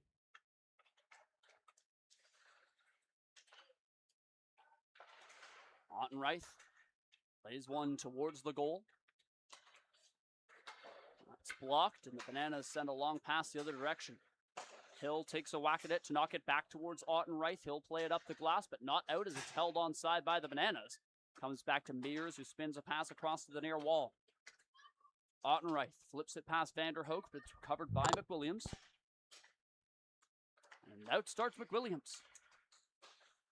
Stopped by Mears, crossing the line. Now here's a chance for a breakaway. Ashton Zoppy charging the goal. Zoppy deeks. Oh, what a poke check thrown there by Vanderhoek. Sarah Vanderhoek turned on the Jets, and she got back in time to stop Zoppy on a breakaway. Yeah, another great stick check from her. The Vanderhoek sisters have been busy on the back end, but the Bananas need to find a way to get to the attack. And they've got a chance here to do just that. McWilliams spins, shoots. Scarecrow shut the door. In the corner, Jackson Lee trying to get it back up towards the blue line. The Farmers able to knock that pass away, and they've got a 2-on-1 developing. Here's Ashton Zoppy. Flicks it across to Hart, but the pass is behind him. We'll have to chase it across into the corner. Hart back towards Zoppy. They'll collide in the corner. The Bananas, a long outlet pass, finds Cade McWilliams. McWilliams brothers on a potential 2-on-1. Cade hooks it across to Rory. McWilliams stopped by Scarecrow. Came out to challenge the 2-on-1. Now off the bench, Noelle Vanderhoek. She steals to the net. McWilliams scores! And the McWilliams brothers continuing to get all of the goals in this game, but make no mistake, that was a beautiful assist from Noelle Vanderhoek straight off the bench. Yeah, I mean, just a couple of really big saves. Unfortunate there for the Junior Farmers goaltender, as it's a turnover off of a big save that allows that goal to go in. Noelle Vanderhoek back to it. Her pass going to be intercepted here by Hart through the middle of the ice. Hart crosses the line. Takes it out wide, still watched by Vanderhoek. She'll throw a poke check. That knocks the puck loose, and it's swept all the way around the boards. 5 minutes left. The Bananas down by 4. They're in tough territory, but the game ain't over yet. We've seen 4-goal comebacks before.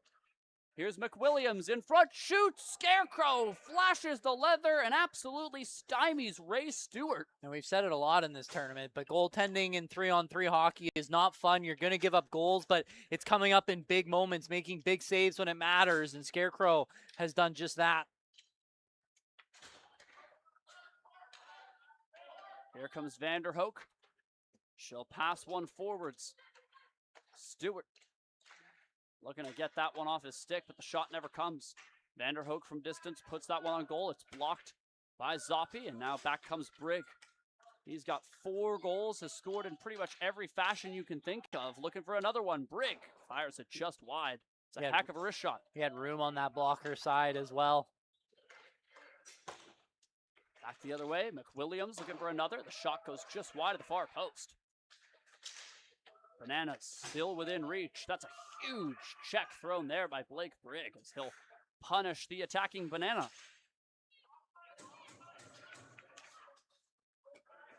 Brigg dangles between one defender, now through 2.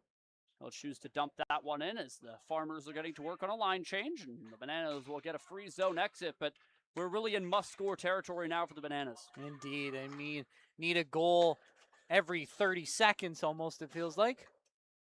Here come the McWilliams brothers. If anyone's going to score, it's them. McWilliams on the doorstep to the backhand, stopped by Scarecrow, and he covers. It was loose for a moment. The McWilliams brothers thought there might be a goal, but Scarecrow holds the line. Yeah, doing a good job taking away that lower half of the net and just being strong on his post.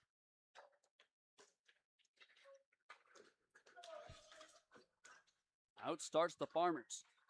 Owen Haymaker takes it to a sharp angle. His shot stopped by Basson, pardon me. It comes back out towards the attacking Bananas. 3 minutes to go. The McWilliams brothers, 2-on-3 over the line. McWilliams hit the inside of the bar and comes out. Oh, you can't get unluckier than that. It's off the bottom of the crossbar. The Bananas chase this puck down low. It's brought around the glass for McWilliams. Cade McWilliams puts it towards the goal, intended for his brother Rory, but it's picked off by Ottenreith, who's going to chip that one back out to center. Noelle Vanderhoek plays it across to her sister Sarah. She steers it forwards to McWilliams, who tips it in, but Ottenreith's there first for the Farmers. Drops it off to Haymaker. Rink wide Reimer. Reimer makes a move to escape his own end. Ottenreith's heading to the bench, so he doesn't have a passing option. Reimer makes a nice move to get the Bananas to collide with each other. Reimer's still going here. Now right off the bench, East Demir steps onto it. In front for Reimer, stopped by the keeper, and it stays out. Comes back up top. Haymaker unleashes a slap shot, stopped by Basson, and it stays out. A hectic play there, and the Bananas narrowly escape scoring again. Yeah, chaos in the frozen banana end, and right there, a deflection and a big save by the netminder. Some incidental collisions through the neutral zone as the Farmers take it back into their own end. And time continuing to tick away here for the Frozen Bananas. Just 90 seconds to go in this hockey game. They're going to need a miracle to get back in this one. Hart checked off the puck by Sarah Vanderhoek. Comes back into the corner. Bananas chip it out. There's going to be a penalty called on this play. And it looks like the penalty is going to go against Sarah Vanderhoek, which means the Farmers will get another chance on a penalty shot, looking to increase this lead to 9-4.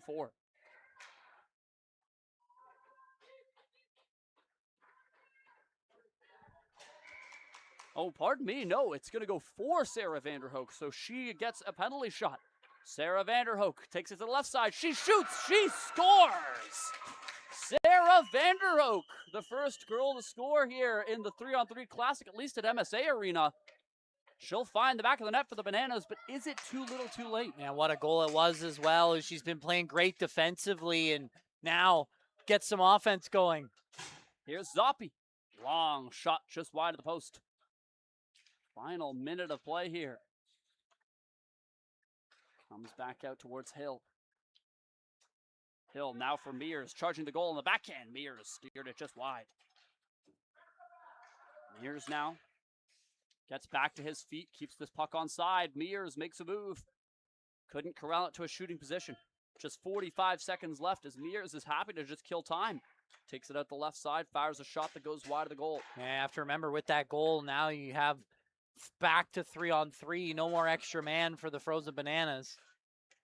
A chance here, 30 seconds left. The Frozen Bananas looking for more. Charging the goal. The Bananas shoot. They score. Rylan McAllen-Cron finds the back of the net for the Bananas. And they've made this a close game. Now another chance here for the Bananas. Trying to get back in it. Murray to the goal. Murray stopped by Scarecrow. What a critical save with just 10 seconds left. Now Watson on a breakaway for the Farmers. Here comes Watson looking to put this game away. Shoots. Stopped by Basson. But that'll do it. Time runs out, and one of the closest games we've seen so far. The Fraser Valley Junior Farmers hang on after a late surge from the Frozen Bananas. Yeah, chaotic game there, especially towards the end. Lots of chances at both ends. As, like you said, a late little push there from the Frozen Bananas definitely had the Farmers sweating, but regardless, they're able to close this one out. Definitely the closest game of the tournament so far, at least at MSA. 8-6 the final score. We shall now have our 5-puck shooting challenge, but the final score of the game, 8-6 for the Fraser Valley Junior Farmers, who will move on in Division 4C. Of course, this 5-puck shooting challenge taken quite seriously by all the teams that we've seen so far. And might be more important than the game. Yeah, for anyone who isn't familiar, there's 5 pucks for each team. The first team to score 5 times wins the shooting challenge. If you don't score, however, you got to bring it all the way back to the blue line before you can go again. So it's a mix of scoring prowess and speed as well. Both teams off to it with Brigg, who scored 4 times, taking the first shot for the Farmers. They'll both score. As McWilliams scores for the Bananas, Brigg for the Farmers. We're tied at 1 apiece. Haymaker finds the back of the net. And now here's the other McWilliams brother. He'll go deep forehand, scores. And a goal the other way for Hart. Goals plenty for both these teams. Sarah Vanderhoek, she is shut down. Back to it here for the Farmers. Reimer making moves. Oh, that's a beauty for Reimer on the shooting challenge. Now here's a look for Stewart. Deke backhand stopped by Scarecrow. A huge lead taken now by the Farmers, but they've lost the puck. They have to go back and chase it. Noelle Vanderhoek going to take this one here for the Bananas. Noelle, she shoots. She is stopped by the glove of Scarecrow. Takes the puck out. There's one more Human here. Hey, Human, he thought his team had won. He didn't go for the puck. They've still got one more. The Bananas, they've still got to score 3 times here. Easton Mears could put this away. Mears shoots, scores! And that does it. The Fraser Valley Junior Farmers win the game, and they win the shooting challenge. A final score of 8-6 here. Perfect timing as our camera is just about to run out of battery. Peek behind the curtain here at MSA Arena. So we shall take a short break. We'll get you back online here for Game 3. Ultimately, one of the best games we've seen so far in the 3-on-3 Classic. Both of those teams should be very, very proud of the performances that they had. As we mentioned, 2 of the best-dressed teams. We expected a good performance, and they delivered. Final score, 8-6. The Fraser Valley Junior Farmers move on in Division 4C. We'll take a short break here from MSA Arena. We'll be back in 15 minutes' time for Game 3 of the day. One last time, I've been Zach Clark, he's been Liam Higgs, and you've been watching the 3-on-3 Classic here on the 3-on-3 Classic YouTube channel.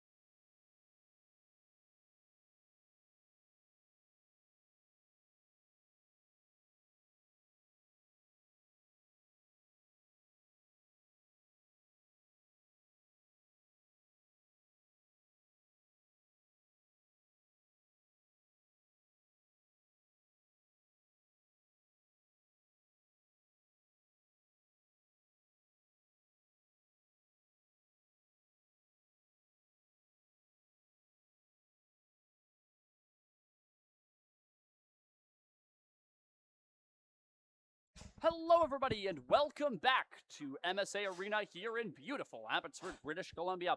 You are watching 3-on-3 Classic Hockey right here on the 3-on-3 Classic YouTube channel. You can find us online at 3on3classic.com. We've got a heck of a game for you right here. A heavyweight matchup, if you will. Division 1. These are the top dogs, the Fire Kitties versus the Birds. Sound like some real top dogs. Yeah, the Fire Kitties playing in the black from right to left. The Birds playing in pretty much every color that isn't black from left to right. I will apologize in advance. We don't have names for the Birds, as right away Horn gets a chance for the Fire Kitties. And the Birds will head out right back the other direction. Number 86 for the Birds heads down the right wall. Tries to make a move through the defense. What a move through the legs! Oh, a great save from Child. The Birds nearly getting the opening goal in gorgeous fashion. A bad giveaway, a chance again for the Birds. 10 taking it out wide, letting a shot go. Fought off by Child. He'll hold on. Now, another peek behind the curtain, Liam. We work as a broadcast duo, largely in the PJHL. There's several PJHL players in this ice, including the goalkeeper Child. Backdoor tap in for Trudeau, goes just wide of the net. And Davin Child, one of the better goalies in the PGHL last season. The Birds come back. Here's a chance for the red jersey. Out in front to 10, they score! The Birds coming away with the opening tally here. I will say there is quite a difference in the age gap here for these two teams. On paper, the Fire Kitties should come away with this, as most of them anywhere from 05s to 07s, and the Birds pretty much all 09s. However, they do have the advantage of chemistry. All of these players coming from the Fraser Valley Thunderbirds. As the red jersey taking it around behind the net. Once again, I'm afraid we do not have jersey numbers for the Birds, so your guess is as good as mine. The red jersey fires one off the outside of the net. And Fillinger working it for the Fire Kitties. The Birds take it. Cycled up top. Number 8 plays it across to gray jersey on the doorstep. Backhander scores! That is 2-0 now for the Birds, taking a commanding lead over the Fire Kitties. Here come the Cats. Trying to come back the very next day, but Fillinger shut down. And back come the Birds. Gray jersey takes it out wide. He'll put it to number 3. Oh, it's fought off by the Fire Kitties. They might have a break here. Logan Deakins on the outside. Deakins backhand shoveled it just wide of the net. Great chance there for Logan Deakins. Just couldn't corral it on target, and the Birds come back the other way. Offside called here, and so they'll slow things down. Yeah, down by 2-0. You'd like to try and take a sure goal, try and set up some passing. Darian Reitzma out to the right wing, launches one on goal. That one's fought off by the netminder. Centering pass comes through. Here's Barker with a look. Fires. Kick save Birds. Birds working it down low. If any family or friends of the Birds are watching and you know who is who, feel free to leave a comment in the YouTube chat. Here come the Birds, number 10, charging the goal, and a good poke check from Child will fight that one off, and the Fire Kitties march back the other direction. Yeah, number 10's had a couple of good looks early. Just Child takes it to the goal. Deep forehand, what a stop by the Birds! Just Child with a great opportunity. Former Chilliwack Jet, now in the AJHL, with a great look there. Yeah, property of the Wenatchee Wild as well. Here comes Child with another opportunity down the right wall. He'll drop the pass off to Trudeau. Trudeau taken to his knees, but he stays with the puck, puts it into the skates of Child. It's picked off by the Birds. They're going to have a clear-cut breakaway. Number 10, all the time in the world, shoots, and it's stopped by Child as Davin Child shuts the door there in between the pipes. The red jersey for the Birds. Wheeling and dealing at the blue line, looking for space. Cuts down the middle, makes a move, steps around Child, takes it below the goal line.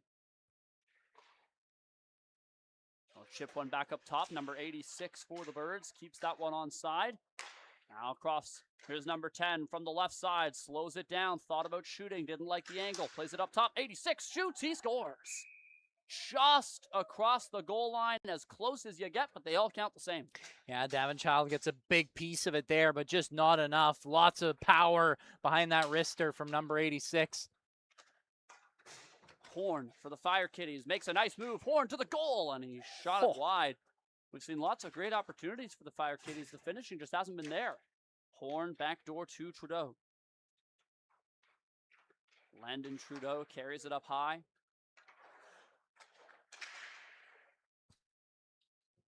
Trudeau hard around the wall to Bryant.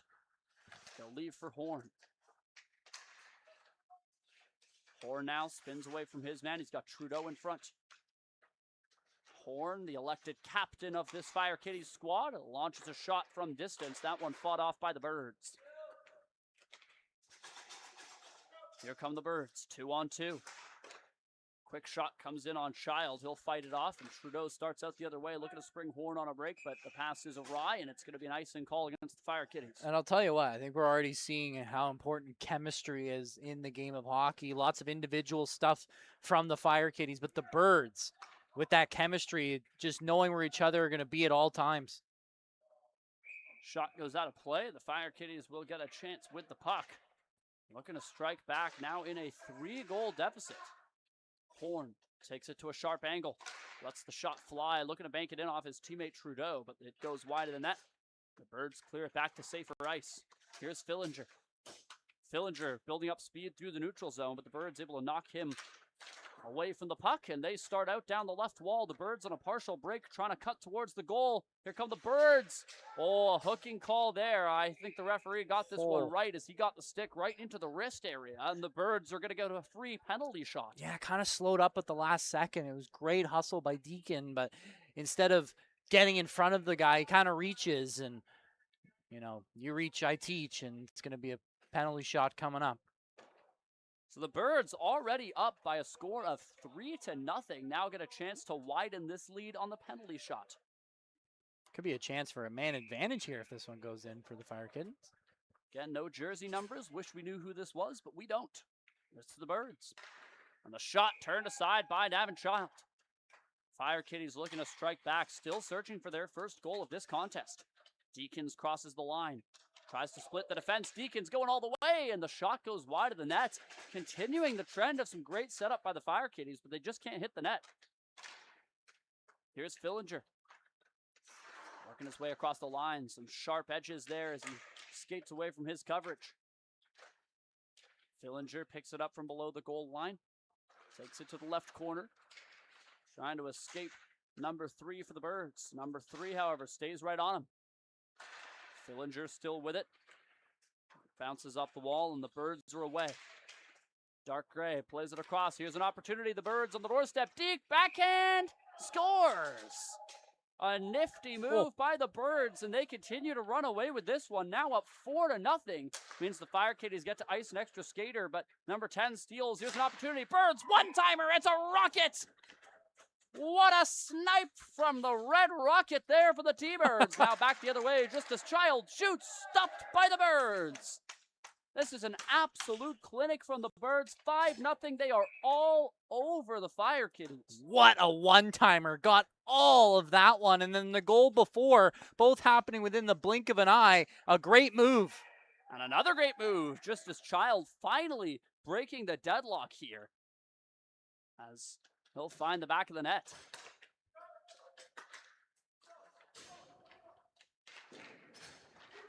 There's a chance, looking for the Michigan, couldn't corral it. Now Red, another chance, and oh baby, these one-timers are picturesque. It's the chemistry. I mean, the passing. I mean, doesn't even have to pick his head up, knows that the red jersey's going to be there in the middle, and he gets all of it once again. Here comes Jake Gislason, who plays in his home rink here. He is a member of the Abbotsford Pilots. Gislason from a sharp angle. Tries to pirouette past number 10. A fierce battle on the wall here. It's a battle Gislason's going to win. Here's a look to the front of the net for Horn, the captain. He jams it just wide. 8.5 minutes left in this one. A 6-1 lead for the Birds. Here's Child. Shoots. That one's stopped by the Birds netminder. It comes around to number 10, looking to spring his team for a breakaway, and it's an unguarded 2-on-0 break for the Birds. Birds back and forth. They score. It's a hat trick for the Bird in red, who's already got 3. Yeah, I mean, it's a little bit greedy there for the Fire Kittens. Everyone caught deep, and it's a 2-on-0. Not much Davin Child can do on that one. One-timer stopped. The rebound put home as the captain, Horn, gets the Fire Kitties back on the board, cutting the lead to 7-2. Now, that's a big lead for the Birds, but for the Fire Kitties, there's still lots of time left in this hockey game. And with the way 3-on-3 is, you can score a bunch of goals in a flurry. Yeah, I mean, no lead is really safe. Out starts Reitzma. Darian Reitzma trying to center, gets it to Gislason. He scores, and the Fire Kitties back on the board. Red trying to strike again for the Birds, goes deep forehand and shot it high. The Fire Kitties still a 4-on-3 as they're down by 4 goals. If they can score the next one, however, they'll have to go back to 3-on-3 hockey. Horn puts one on goal. The Birds netminder makes the stop. Didn't know where it was, and Horn jams it behind him, but not home. The Fire Kitties continuing to come close, but no cigar. Back come the Birds. A quick shot in on Davin Child is handed by the netminder, and he'll hold on. You're very rarely going to not beat Davin Child, or you're very rarely going to beat Davin Child from that far out with a wrister. Here come the Birds, number 3, cutting towards the goal. Spins it back out high, chips one across to the right side. Birds throw it on goal, and that one not able to connect. The Birds still going. Tip that one in front. Number 3 looking to jam it home. Just couldn't hit the target. And now back comes the Fire Kitties. Deacons, all kind of room. He scores. Deacons finds the back of the net, and the Fire Kitties are starting to warm up here. They're now within 3, which means that 4th player has to head to the bench. We're back to 3-on-3 hockey here from MSA. Number 3 looking to change that. Sets up a Bird in front. Good stick stop there from Davin Child. It's flicked out towards Trudeau at the line, but the Birds steal. Number 3 puts it towards Gray in front. Here's a look for the Birds. That one blocked by a sliding Deacons. Trying to jam that loose. Bit of a weird play, but ultimately it comes loose to Trudeau, who's one-on-one the other direction. He'll lose the handle to number 3 of the Birds.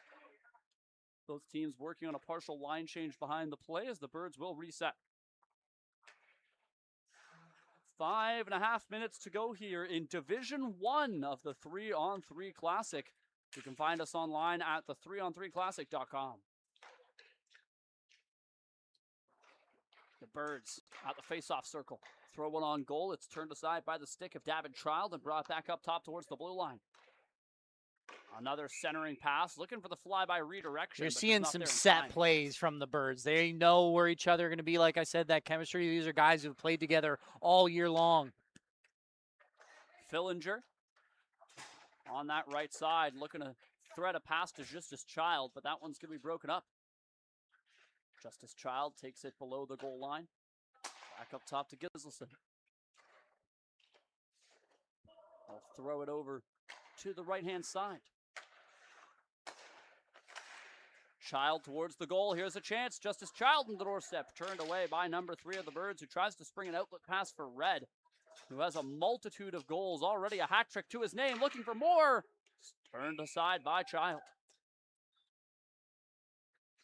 The Fire Kitties looking to capitalize. Toe drag to stay on side. Here's a look. Sharp angle. Tipped on net by Gislason, but that one stays out, and Red, quick to recover, springs number 10 back the other direction. Here come the Birds 2-on-1. Number 10 with Red. Number 10 takes it out wide. Tries to center. That's a marvelous block by Child.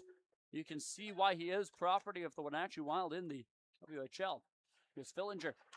Takes a slow one across to Gislason's sharp angle, and the shot goes wide of the net. 4 minutes to go in this 7-4 hockey game. Number 10 slows it down. Hooks it across. They score. 86 puts them back in front here. And for a moment, the Fire Kitties will once again get that 4th extra attacker. Horn, what a move. Deke, backhand, scores! Oh, it's a beauty. And right as Deacons heads on for the extra attacker, he'll head right back off. It really was a beauty. Doing it all by himself. Little toe drag at the blue line, then slides it 5-hole on the goaltender. Troy Horn, a member of the Merritt Centennials, captaining this Fire Kitties squad. Here comes Reitzma, tries a drop pass. That one's going to be picked off by the Red Bird. Here he comes, slowing things down. Rink-wide pass to number 86. On the backhand, Shields from Bryant takes it to the corner, trying to center for Red, but that one's blocked. It comes loose, an incidental contact with the referee. Now back up high. Red forced to go back out towards neutral ice. His teammates will touch up for onside.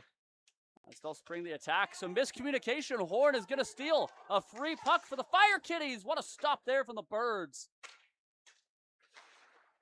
As some errant passing nearly causing havoc. Outstart the Birds. Here they come across the line. Oh, that's a nice pass right to the tape of number 10, but behind the play, the Birds are still on a line change, so they're forced to retreat. They'll continue this line change as they double back to their own end. 2.5 minutes to go. A 3-goal lead for the Birds. It's currently 8-5. Birds looking for more. A mask save from Child. Races out to poke that one to the blue line. Number 3 keeps it in for the Birds. Takes it into the right-hand corner. Out behind the net to the left hash marks. Shoots. Looking for the 5-hole. Child says no, and with 2 minutes left, it's the Fire Kitties puck. Yeah, and a good chance for them to close this lead even more so. I think they're starting to heat up and get maybe a little bit frustrated with this T-Birds team. Deacons throws one on target. It's stopped. Wraparound scores. Great effort play there by Deacons, who picks up his own rebound, and he's got the Fire Kitties to within 2. Yeah, we did say no lead is safe, especially in 3-on-3 hockey. The Birds started hot, but the Fire Kitties starting to claw their way back into this one. Implied pass. Gray's there first for the Birds. He's got Deacons on him. Had the puck for a moment, but the Birds win it back. Here's a line change. The Birds, they've got numbers entering the attacking zone. They shoot. Blockered away by Child. Comes loose to Trudeau of the Kitties. Trudeau slows it down, launches a pass forwards to Deacons. It's a 2-on-1. Deacons has Barker with him. Deacons to Barker, and the pass is behind him. It comes out to the Birds. They get a rush back the other way. Number 3, 2-on-2 here. 3 is still going, taken into the boards. The Birds try a centering pass. It's up in the air, rolling around just outside the crease. The Fire Kitties come away with it. They're going to spring Justice Child. All kinds of room for Child. Scores. Looked like he was going to try to get fancy. Ended up having a simple goal, but they all count the same. How confident was that? Comes in, slows right down, and just a simple chip, 12 inches off the ice, low blocker. That's a really tough save for the young netminder. We know how good Justice Child is from his time with the Chilliwack Jets. A key member of that team's back end when they were one of the best teams in the league. 20 seconds left. Fire Kitties looking to tie it before the half, but the outlet pass is an icing. And we'll see if the Birds choose to kill time. And you're starting to see the Fire Kitties connect on a lot more of those stretch passes, getting in behind the T-Birds, just like the T-Birds were doing to them earlier in the period. Child, a long pass, 1 second left, and offside was Gislason. That will do it for the first half. At one point, it looked like the Birds were running away with it, but the Fire Kitties turned on the Jets late in the first half, and we head into the intermission, a score of 8-7 for the Birds. Just a 1-goal separation here through 20 minutes of action. We're going to take a very short break here from MSA Arena, but we'll be back in approximately 30 seconds time to bring you the rest of the action between the Fire Kitties and the Birds. You're watching Division 1 hockey here in the 3-on-3 Classic on the 3-on-3 Classic YouTube channel. I'm Zach Clark. He's Liam Higgs. We'll be back in 30 seconds time.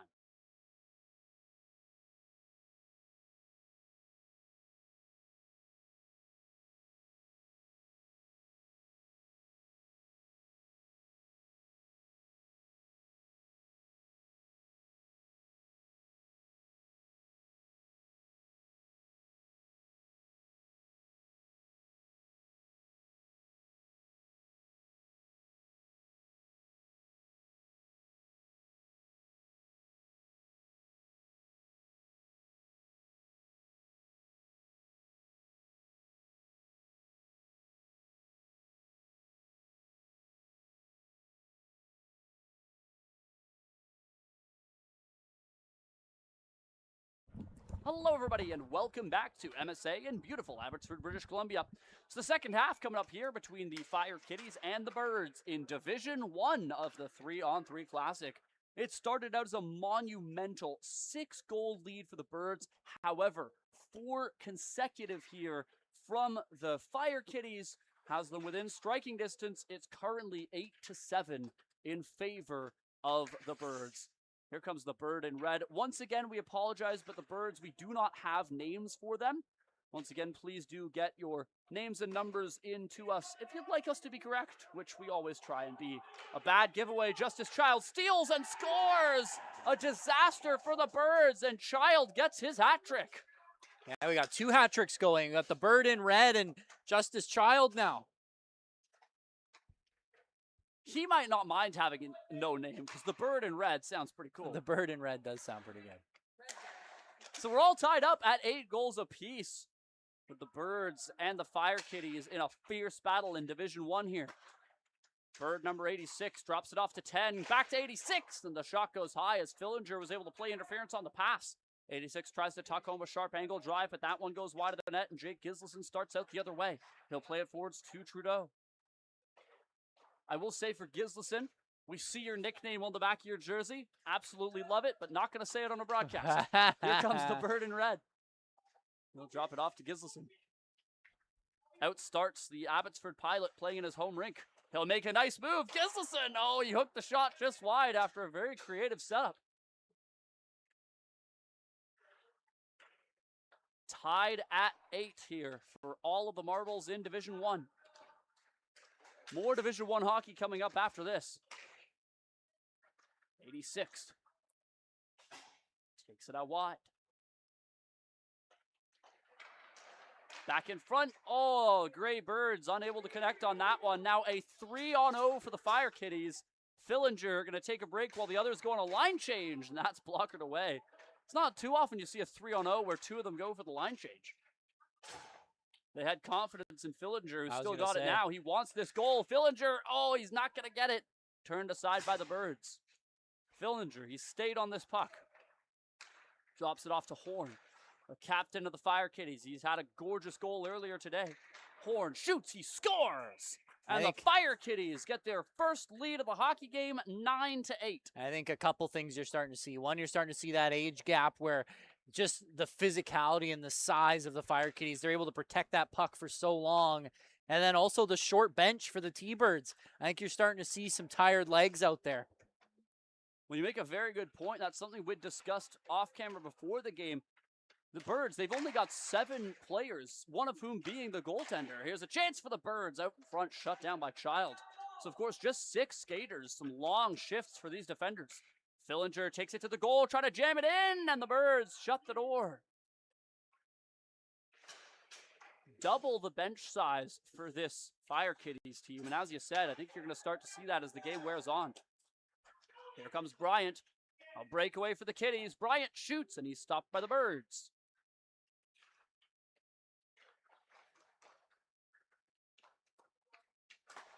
Here comes Bird number 3, down the left side. Trying to tuck that one home. Bird number 3 turned aside only just. As it comes out to Horn.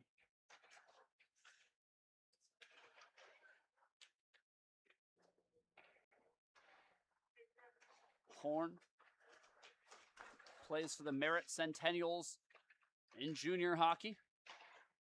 Oh, man. You can see why. Yeah, holy, what a goal. I mean, he has been all over the score sheet. That just looked easy. Yeah, I mean, he went end to end, took his time, had his head up the whole way, and the T-Birds, he got to step up eventually. They just kept backing up, and Horn makes him pay with a snipe. A shot by the Birds is blocked and ricochets around to the Bird in red. He'll get it out to the 2 Grays. Here they go to the doorstep. The Birds looking for it. Stopped by Child. Rebounds there. Stopped by the netminder. A broken stick there for one of the Fire Kitties. Long outlet pass will be an icing call against the Kitties, and so the Birds will get a chance. That now marks 8 consecutive goals here for the Fire Kitties. At one point, this was an 8-2 game for the Birds. Now it's 10-8 in favor of the Fire Kitties. The Birds, however, still within 2. Anyone's game. They just got to keep this energy up. Here comes the Bird in red. He's had several gorgeous goals, but he's going to be shut down by Child on that try. And you know what was working for the T-Birds, and you haven't seen it in a little bit here, trying to find those passes into the slot, cross creases, looking for one-timers. Here's another chance. Shut down by Child there, and Child gets another look. He thought about the Michigan, couldn't corral it, so he'll take it out in front. Threads one through traffic out to the line. A one-time bomb launched on goal. And one thrown off the outside of the cage. Child slows down the Birds through the neutral zone, but here's Bird number 10. All kinds of room. Deeks back in front, and the shot goes wide. Number 10 trying to fake it out with a drop pass to 86, but just couldn't get it.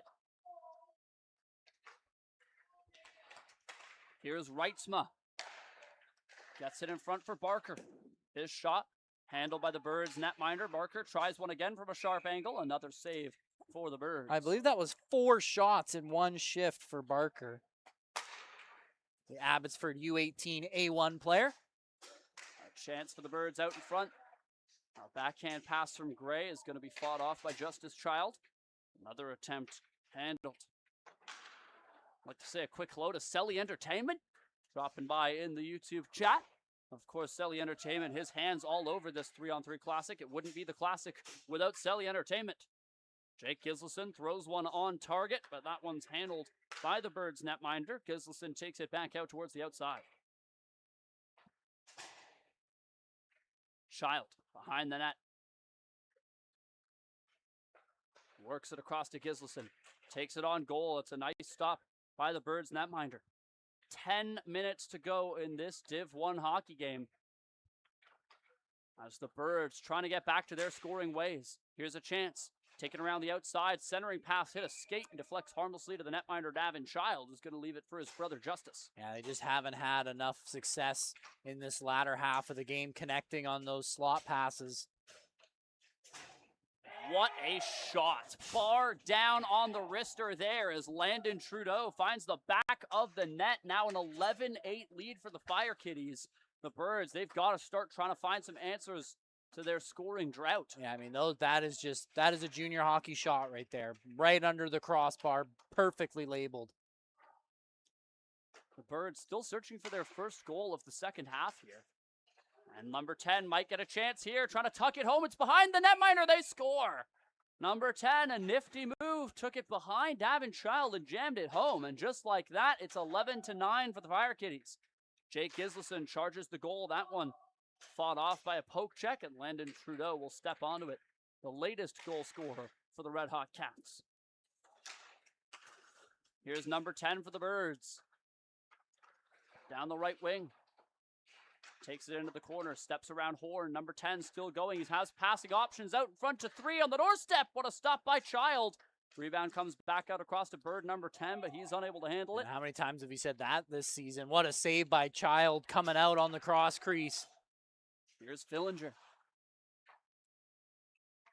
Wheels around to the blue line. Still going. Fillinger.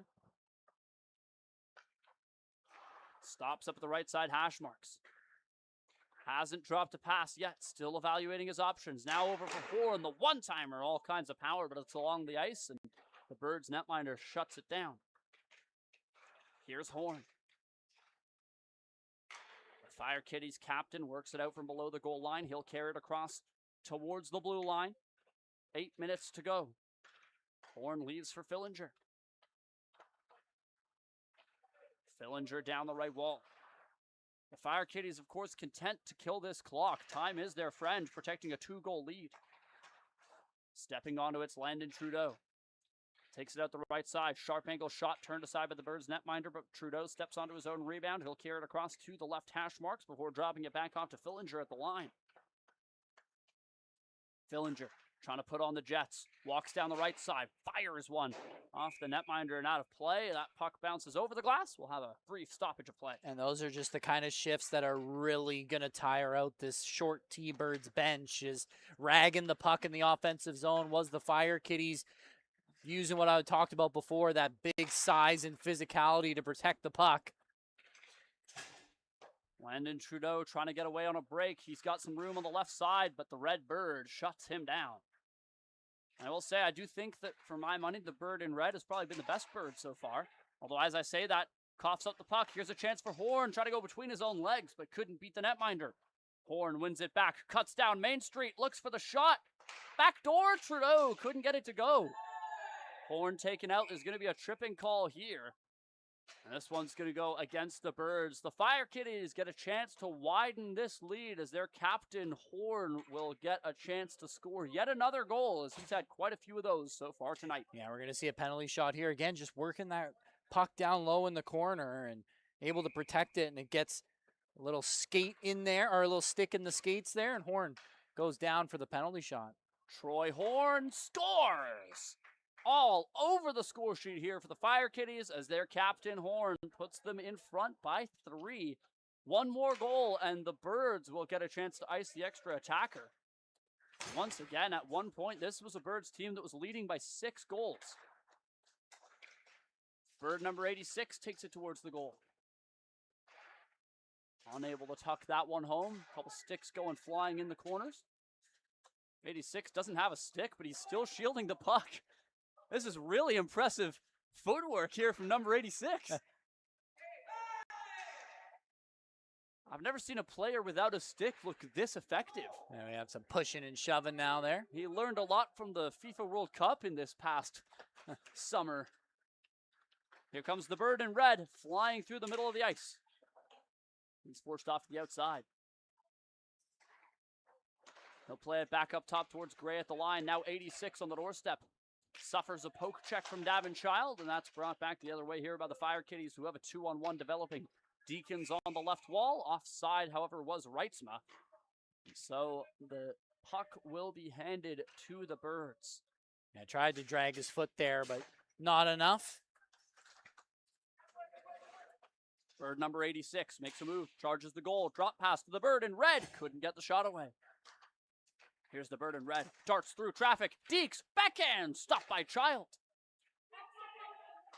Bird in red, he's got a hat trick and more, but couldn't find Twine there. Here's Deacons on a breakaway, stopped by the Birds netminder. Yeah, it's a good glove save there on a really nice chance for Deacons. As once again, the T-Birds get kind of caught in deep in the offensive zone. 4.5 minutes left to play. The Birds, they need scoring, and they need it now. Number 3 throws one on goal. Child, however, able to blocker that one down, and he'll cover the puck.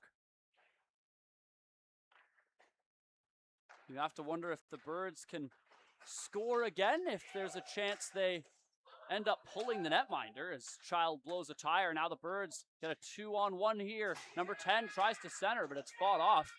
Now Child getting back up is in perfect position to receive a pass. 1-on-1 comes Justice Child. Toe drag to the backhand. Scores! Oh, it's filthy from Justice Child. Yeah, that's one that, I mean, plays junior hockey for a reason. Property of the Wenatchee Wild for a reason. That one was gross. Giselson, a bank pass towards Child. Tries to drop pass to himself, but that one's fought off. Child slows down the Birds to the neutral zone, but ultimately Bird number 10 finds a way down the right side.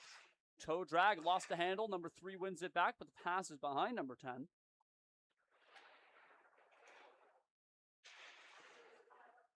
The Birds still working in the corner. They have got to find a way to get this puck into the back of the net. Number 10. I'm not sure the Birds realize they could be playing with an extra attacker right now. They're down by 4. Here's an opportunity in front. Bird number 3. Can't get that one to go. Wonder if the bench is just so tired that they can't get a 4th skater ready in time. Here's Gislason looking for the back of the net, but Bird number 10 is able to get out there in time. And Bird number 10 looking for a breakaway. He might get something down this left wall. Number 10 shoots, hit the outside of the post, and it deflects harmlessly wide. Yeah, both teams looking towards the clock. 2.5 minutes left. Icing going to be called here against the Fire Kitties. And the Birds will go back to collect. This has just been an absolutely clinical second period, especially from this Fire Kitties team. Although ever since the last half of the first, really, they've had this game under their control. The Birds came out oh so hot, but just have not been able to keep up that pace. Bird number 10 takes it to the goal. Back door, they score. See, that's what they were doing in the first that allowed them to score so many goals. Exactly, that backdoor tap-in kind of play, the passing, that's exactly what we've been expecting from this Birds team. And sure enough, a Nice play there, converts, but is it too little too late with just over 90 seconds to play? The Birds need a goal every 30 seconds just to tie it. Yeah, they need possession as well, as it can be tough to get these big junior hockey players off the puck. And the Fire Kitties know that time is their friend. They're just going to kill as much of it as they can. Of course, icing doesn't stop the clock here in 3-on-3, so the Birds have to race backwards. Here's bird number 10. Crosses the line. Still going. Bird number 10 takes it out to the corner. He's got the bird in red in front. Here's a gray bird, but he can't pull the trigger as that hot pass deflected off his tape. And now back come the Fire Kitties. Gislason with Trudeau. Gislason shoots, knocked down by the Birds netminder. 60 seconds to go. Long outlet pass to the bird in gray. He's stopped up at the blue line, slows down. On the right side, shoots, kick saved by Child. That one comes out, and now the captain, Troy Horn, all kinds of space, winds up, blasts it, he scores! As the last guy you wanted to give a breakaway there in the dying moments of the game. And that should just about do it here. With 30 seconds left and a 4-goal advantage, even in 3-on-3, I fail to see a way the Birds can get back into this one. The bird in red looking to try to make me eat my words, but he lost the handle trying to pull the trigger. Horn, I've lost track of how many goals he's got, at least 4. Horn looking for more, shoots, he scores! He's got a magic stick. That's everything he something shoots about, yeah, something about that clap bomb there in tight on the blocker side. I think he scored just that way alone at least 3 times. He has anywhere from 5 to 8 goals. Math is not my strong suit, but he has a lot of them. Especially in 3-on-3. Look, I cannot keep track of 25 scorers. And that'll do it. An electric Division 1 hockey game here. The Birds at one point led 8-2, but ultimately it is the Fire Kitties who come away with a 15-10 victory in electrifying fashion. What a comeback there, hey. 8-2, final score 15-10 for the Fire Kitties. And like you said, at one point they scored 8 straight goals to get themselves the lead. One thing I do want to point out, however, is that given that the Birds had 3 less players and on average are 3 years younger, I think that was an incredible performance by the what Birds. a performance. And I mean, you really saw the chemistry and how much it matters that a lot of these guys have been playing on the same team the entire year with each other, setting up plays in the offensive zone, knowing where each other are going to be. I mean, how many goals do we see from them that were tap-ins on cross creases? Not a lot went in cleanly on Davin Child, as per usual with Davin Child. You got to find tap-ins, get some deflections, stuff like that. And that was basically the majority of the goal scoring here for the Birds. So the game ends with a final score of 15-10 for the Fire Kitties. They will move on to Division 1, but as always, it is now the 5-puck shooting challenge. Bird number 10 rings one off the iron. Deacons takes all time and space, and he'll score. You can tell there's lots of friends on these teams. There's been lots of very friendly jawing and laughing, and a goal scored there in rather hilarious fashion. Now Justice Child hits the iron. The Fire Kitties had the advantage for the moment. Now I believe it's tied. It's a little hard to tell as they're doing the 5-puck shooting challenge with 2 pucks.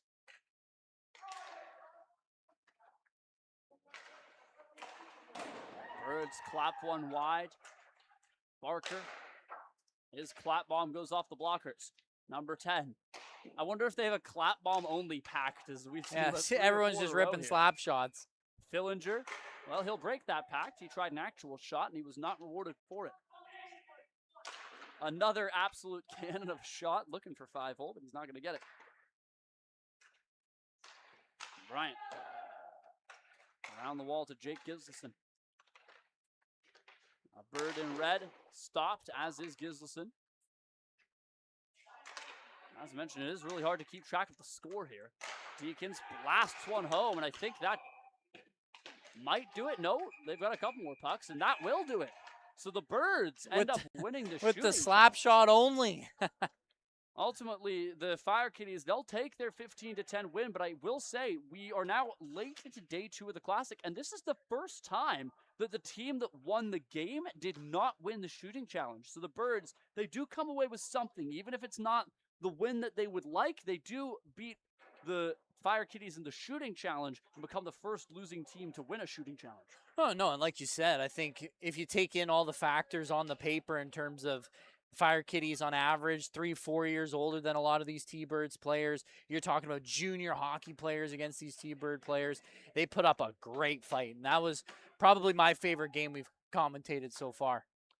It's been an electric Division 1 game here, and we're going to have some more electrifying Division 1 hockey in the 3-on-3 Classic up next in 15 minutes' time. For now, however, we are going to take a short break. When we're back, we shall have some more Division 1 hockey again in 15 minutes' time.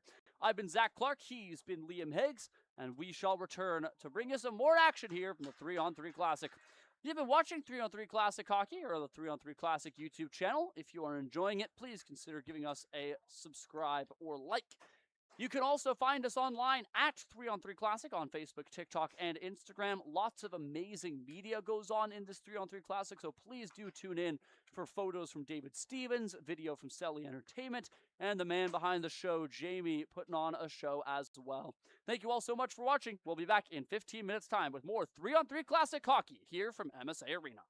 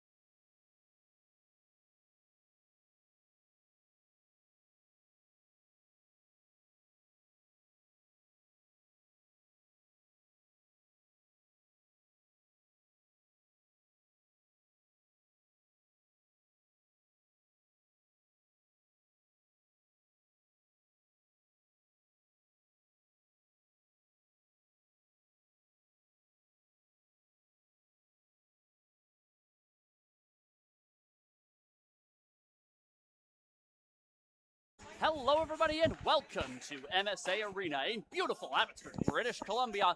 It's one of the games you've been waiting for. That's right, it's another Division 1 matchup here between the Subway Selects and the Grimace Shakes. As I'm sure you can guess from the names, the Subway Selects are the team in the green and yellow.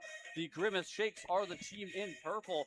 Now, the Subway Selects did not send us their numbers. Most of them have name So we bars, will but for shame the ones them. that don't, I'm afraid we have no idea who you are. So, don't do too much out there. Oh, I might be able to do some research though, as we see some Langley Hockey Academy players. We got Detective Higgs we on could the case we again. could be detective work, some detective work here. Should of course say, I am your play-by-play broadcaster, Zach Clark. He is the one and only Liam Higgs. So happy to be with you here on the call for some more fantastic hockey here in Division 1 of the 3-on-3 Classic. Now, of course, last game was another Division 1 matchup between the Fire Kitties and the Birds. And despite the Birds starting with an 8-2 lead, the Fire Kitties managed to surmount an incredible comeback to ultimately win that game 15-10. So right now, we're going to have to see if this Division 1 matchup lives up to the hype of the last one. For all the marbles here, of course, only on day 2, but it's an elimination. And here in Division 1, it's the best of the best versus the best of the best here. Just waiting for things to get going. Now, I do foresee some potential confusion here, as it looks like there are 2 green jerseys I see that for as the well. Grimace Shakes. So they have immediately become my least favorite team. Kidding, of course. The Grimace Shakes come. At least they have some name bars you can work with. Opening face-off. Carter Thompson working in the corner. To be fair, most of the Grimace Shakes did get their names in on time. As here they start down the right-hand side. An attempted drop pass broken up by Fraser for the Selects. He'll play it forward to Sturberg. Here's Sturberg on the left side. Sturberg goes all the way, and the shot over top of the crossbar and out of play. That's a nice save there, and it's a great job at the back end by Fraser, able to break up that offensive rush for the Grimace Shakes and immediately turn it into some offense of their own with a nice headman pass. Here come the Grimace Shakes. Riley Tribe gets around the first defender. Couldn't get around the second. However, Tribe still going. Tribe, drop pass. Here's a look. The Shakes shoot, and it's stopped by the Select, says Toth. Able to hang on to that one. Les Toth with a great save there on the attacking Shakes. Yeah, it's a good job by Tribe. Finding that open man in the middle. Had all day to let it go, and Toth with a big save. Here come the Grimace Shakes once again. This time Carter Thompson trying to split the defense, but that one's kicked away. Carter Thompson, of course, is very used to this rink as he's a member of the Abbotsford Pilots, who call MSA home. Here comes Thompson, flying down the right-hand side. Back to number 40, shoots, and Toth, a great save. And he bats the rebound away as well. A very athletic maneuver by the goaltender, Les Toth. Yeah, Toth looking dialed in early. And they jam one home. The Grimace Shakes coming away with the first one, as it's going to be Riley Tribe who slots it into the back of the net, but the Subway Selects catch them sleeping on a change and get a grade A chance. However, Svidovich is turned away. That's a good save, and I'm going to take blame for that first one right after gassing Toth up. That's a commentator's curse right there. Well, we've had a few of those so far in these first couple days of the 3-on-3 Classic. Have to learn to shut our big mouths. Here come the 2 green jerseys for the team in purple. The Grimace Shakes, a hard shot, ricochets around the wall and back out. I believe number 13 is Jacob Kittles, or pardon me, there's 2 number 13s out there, so I'll assume the purple one is Kittles. And the 2 green jerseys, we don't know. Kittles scores on a beautiful passing play there. Yeah, that's just some fantastic passing there, and that's a tap in, nothing Toth can do. Now, this is something I haven't seen before. The defender right now for the Grimace Shakes has mismatching socks. One green, one white. That's just not very Sty. He's going to have to lose Sty points for that one. So the Grimace Shakes advance. An attempt at a centering pass is fought off. Back comes Manzuk. He'll send it across to Penna. However, the pass ends up behind him. The Subway Selects will get to work on a line change as the Grimace Shakes break out. And Penna had a really good year at the Coquitlam Hockey Club in the JPHL this season. Back come the Subway Selects, dangling to the front of the net, and a penalty going to be taken. The Grimace Shakes have a 2-0 lead, but the Subway Selects a grade A opportunity to get themselves on the board here with a penalty shot. Yeah, I need to get some of that momentum back because right now it's all Grimace Shakes all the time. And this is a big opportunity here with the penalty shot. And here it is for the Subway Selects. It looks like it'll be one of their mystery players taking this one. With no name bar, we've got no idea. Selects looking to score. Goes deep between the legs over top of the net. Going for style points, and he didn't miss by much. Yeah, got the elevation needed, just couldn't hit the target. Here's Osterberg. Down the right side, makes a nice move, drops one off to Gordon. Trying to cut through the defense. Gordon, he got the puck past the defender, but couldn't pick it back up on the other side. Here's a look for Gordon to the goal. He scores! Gordon has the Subway Select on the board. Yeah, a bit of a jammy one there. A couple of turnovers in their own end for the Grimace Shakes. 2-1 in favor of the Shakes. Looking to make that 3 as here comes number 21. Lost his twig, and so Gordon, the latest goal scorer, will get a free possession, and he'll chip it around for Osterberg to skate out. Osterberg trying to spring a break. The Shakes get back in time. Here's a look. They shoot. That one fought off and out of play. Yeah, that one, you heard it slightly hit the crossbar. Very faint iron sound. Some jostling between the two sides. And now a break. Here comes Fraser for the Subway Selects. He scores! Just like that, a 2-goal lead for the Grimace Shakes has been erased, and we're back to square one here from MSA. Yeah, there's been lots of breakaways and turnovers at each end. I'm surprised it's only 2-2. Here's Svitkovic. Svitkovic gets between the defense, flicks it across to Fraser. Fraser walks the line, gets around his man, still going. Fraser stops, backdoor, scores! A patient passing play from Fraser. Connects with Svitkovic on the doorstep, and the Selects get their first lead of the night. The Grimace Shakes looking to strike back, but they go offside, crossing the blue line, and they'll have to retreat. Yeah, that's just a great patient pass by Fraser. I mean, I felt like everybody in the building thought he was going to shoot that puck, and at the last second, dishes it off for a tap-in. Svitkovic trying to go end-to-end, but couldn't tuck it past the netminder. Connor Lifford with a couple good saves so far this evening. Here's Svitkovic to Manzuk. He'll chip that one forward, but it's the defenseman Carter Thompson who gets there first. His long pass picked off through the middle by Svitkovic, who advances across the line. Springs Manzuk for a break down the left side. Shoots that one. Stopped in tight by Lifford.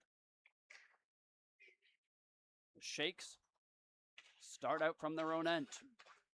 Flying down the wall. Here's a look to the goal. They shoot, and that one turned aside by Toth. He'll hold on for the whistle. And out start the Selects.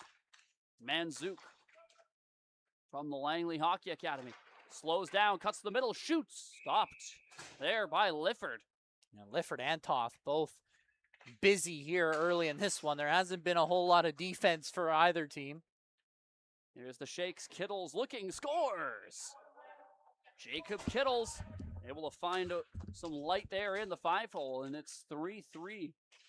Fraser back the other way, looking to toe drag that one home. Had his stick lifted by Thompson. He's forced to recollect the puck, sends it in front. What a chance here, and a great save from Lifford, shutting down what should have been an incredible opportunity. And then there's going to be a tripping call here against the Subway Select, so when they next touch the puck, it's going to be a penalty shot for the Shakes. Sharp angle shot, misses the goal, comes out the other side for Riley Tribe. Tribe still going, and as the Selects touch the puck, it's going to be a penalty shot here for the Grimace Shakes. A chance for them to regain a 1-goal lead. We'll see who it is who's going to be taking that. It was a tripping call 200 feet away, and if there were coaches, they wouldn't be happy. It's Carter Thompson, the Abbotsford pilot. Thompson dekes and flicks it over top of the crossbars. He got the goaltender to bite on the fake, but the finish just wasn't there. Yeah, it's a good move. Just couldn't connect with the back of the net. Osterberg through to Penna. That one broken up by the Grimace Shakes, looking for a long pass. That one doesn't go, and it'll be icing, so the Shakes have to leave it.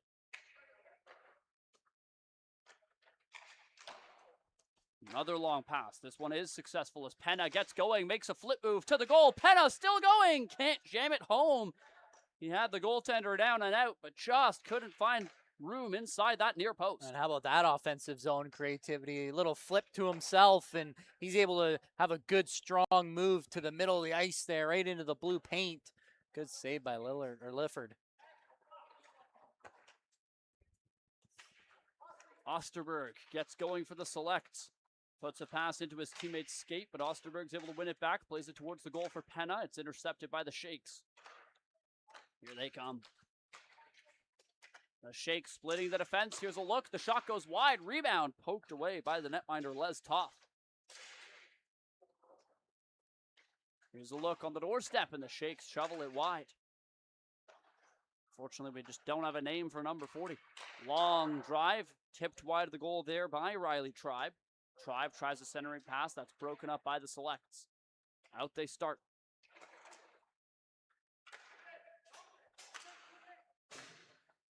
It's dropped off to Penna. Now, the Shakes able to steal. They're going to get a 2-on-0. Here's a chance. It's fumbled. Tribe on the doorstep, and no shot on goal That might have been the sloppiest 2-on-0 I've ever seen. Now, to throw more confusion into the mix, the two players in green that started the game for the Grimace Shakes are now playing for the Subway Selects. So what I believe happened is this is a friendly tournament. A lot of these players know each other. Is the Grimace Shakes don't have a whole lot of players, and so I wonder if the Subway Selects let them borrow a few. But now they are back in their own team. Here's a look for the Selects, trying a little Forsberg move, but the door was shut by Connor Lifford. Yeah, good save there from Lifford. Doesn't fall for the fake. So now it is easier for us broadcasters. It is all purple versus all green. As the Shakes carry it down low. Jacob Kittles looking in the corner, trying to cut back up high. He's forced into the glass. Outstart the Selects. 3-on-2 across the line. Sharp angle. They shoot. They score. The Subway Selects back in front as number 13 gets a chance. Now 13 the other way. It's Kittles. Shoots. Stopped by Toth. Yeah, it's a good save by Toth. And how about the finish for number 13 on the other end? Low blocker, had plenty of power. And you got to be careful on those. Once you score, you got to be careful. Look behind you almost immediately every time.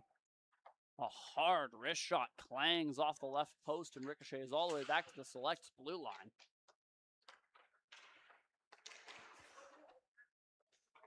And outstart the Subway Selects as Gordon carries it in. They'll drop the pass off over to the left side for number 13. Number 13 dangling, but he coughed it up. No doubt due to the mismatching socks. Here's a chance for the Shakes on a breakaway. Stopped by Toth. Rebound comes out high. Kittles picks it up. Hooks it back across. The Shakes with a chance on the doorstep for Kittles, and he couldn't shoot. The Selects start out. Gordon looking for a break, but that's picked off through the middle. Here comes Thompson with a look. Scores! Carter Thompson in his home rink ties this game at 4. Yeah, got to put some more mustard on some of these passes. As once they're intercepted, going back the other way with speed, it's really tough to stop that from happening. 13, a heavy wrist shot beats the goaltender blocker side, and the Subway Selects are back in front 5-4. Yeah, and that's deja vu there for number 13. Another howitzer of a wrister, low blocker. Here comes the Grimace Shakes, but they're offside, crossing the blue line. Unfortunate for them as they would have had a 2-on-0, and now back the other way. Mystery number 13, all time in the world. He tries the kick shot. Wow, I don't think I've ever seen that in person before. As he lets the puck rest on his blade and then kicks his stick. Gordon buries the biscuit on a brilliant tic-tac-toe passing play. Yeah, tic-tac-toe indeed. Some great passing there. Lots of creativity here. Now Kittles the other way. Shoots. Stopped by Toth. I mean, this has been probably the most offensive game I've seen, and that's saying something for a 3-on-3 tournament. Back and forth, just breakaways, 2-on-0s, 2-on-1s. Both teams seem to have a mutual lack of commitment to defense. Here's Gordon. From distance, fakes the shot, then cuts down low, goes back door. Oh, what a stop by Lifford. Got out with the left pad. He's down. Hasn't had a chance to get back up. Finally does, as the puck trickles back out to safer ice. 4 minutes to go in the first half here. Number 13 coughs it up in the corner. And the Shakes are off on another 2-on-0. It's two of the mystery players whose numbers we don't have. And they'll miss the goal. Another 2-on-0. The Shakes did not receive a shot on goal for. Yeah, you got to bury those, or at least, like you said, make the goaltender make a save. Here's Fraser towards the net. They score.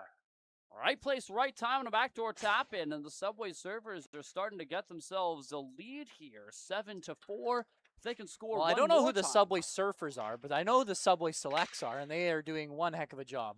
I knew I would do that at some point this game. I'm honestly surprised it took this long. When I first read their name on the roster sheet, I thought it was the Subway Surfers. Makes more sense to be the Subway Selects. They're a hockey team, not a mobile game. But here we are. Here comes the Grimace Shakes. That one I do know for sure. A nifty move, but they don't hit the net. That seems to be a common thing among the Shakes.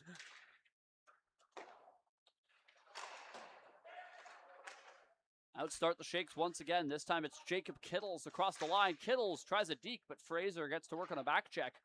I think the first defensive effort we've seen so far. Indeed. Here comes Manzuk, all kinds of time, and he scores. And the once Subway again, selects up 8-4. It's another breakaway, and here we go. It's another one back the other way. And another goal for the Grimace Shakes, who almost got a chance to ice 4 skaters, but thanks to that goal, this game stays 3-on-3. Fraser across the line, down the right side, cuts the middle on the backhand. Couldn't jam it between the wickets of Lifford, who shuts the door. I mean, both goaltenders getting a workout here so far in this one. Lots of cherry picking as Svitkovic caught offside there. Is it really cherry picking if they just let you get past? Is it really cherry picking? These are the questions we have to ask ourselves. Here comes Thompson. Tries to play it between his own legs, lost the handle, but regains it on the other side. Centering pass, fanned on there by Tribe. Yeah, great vision there from Thompson. Tribe back to Thompson. Takes it below the goal, out the other side. Tribe robbed there by Toth. He's still going. You know what? That's what I love about the lack of defense. It makes the goaltenders have to make amazing saves like that. Here's Fraser on a breakaway. Great save by Lifford. Second chance, they score. It looked like Lifford had it I covered. thought he did. I thought he did. He was right there, and it just squeaked under the arm. Here come the Shakes. Toe drag. Shot blocked. As the Shakes could have a 4th skater right now. It seems a lot of those teams don't know the rule. Yeah, now that you mentioned it, I wonder if it's the teams we've seen who haven't implemented it are the teams with not a lot of players. This is true. Here comes Manzuk. Tied up crossing the line. Final minute of the first half here between the Subway Selects and the Grimace Shakes. Manzuk trying to go upstairs, but missed the puck entirely.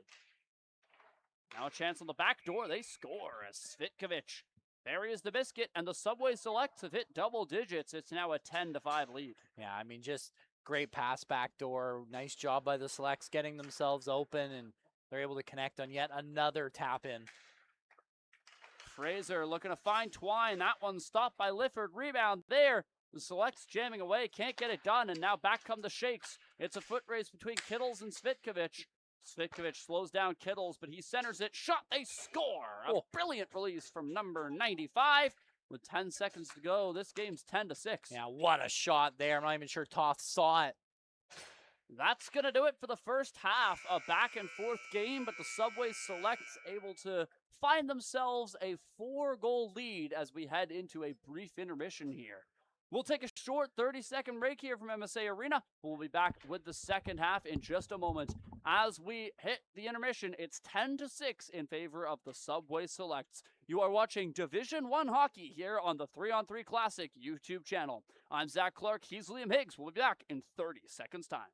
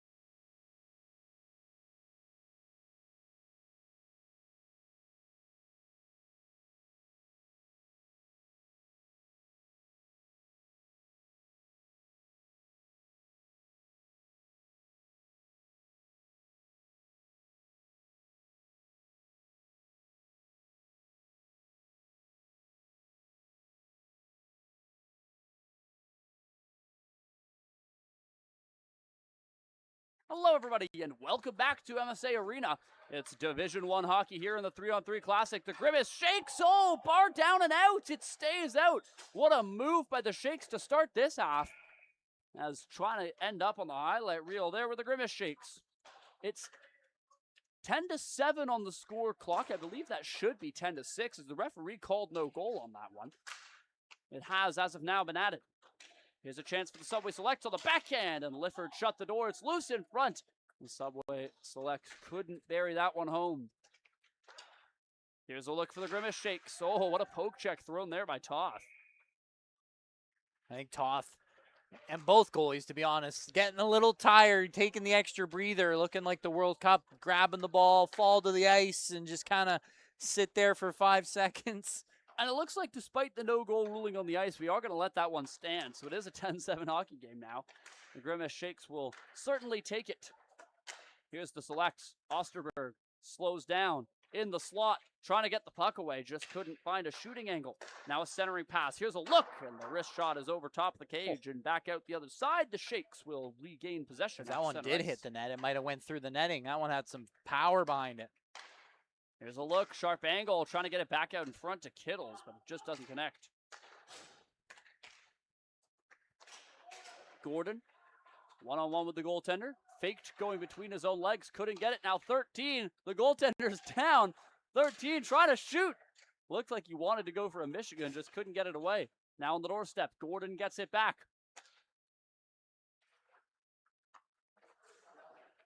Some give and go here. Selects on the doorstep. I'm loving the creative. Yeah, we talk a lot about offensive zone creativity. I think this is more than that at this point. Gordon rings the iron, but it stays out. I'm just loving the camaraderie by the Subway Selects team. You can see them jeering each other after they don't score. Here's Gordon flicking it around.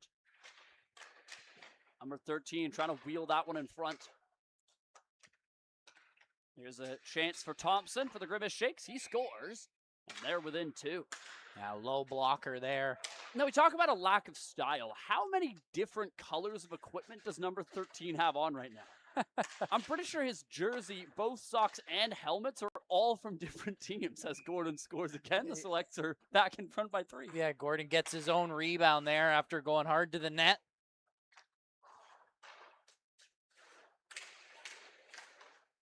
Vicious battle through the neutral zone here.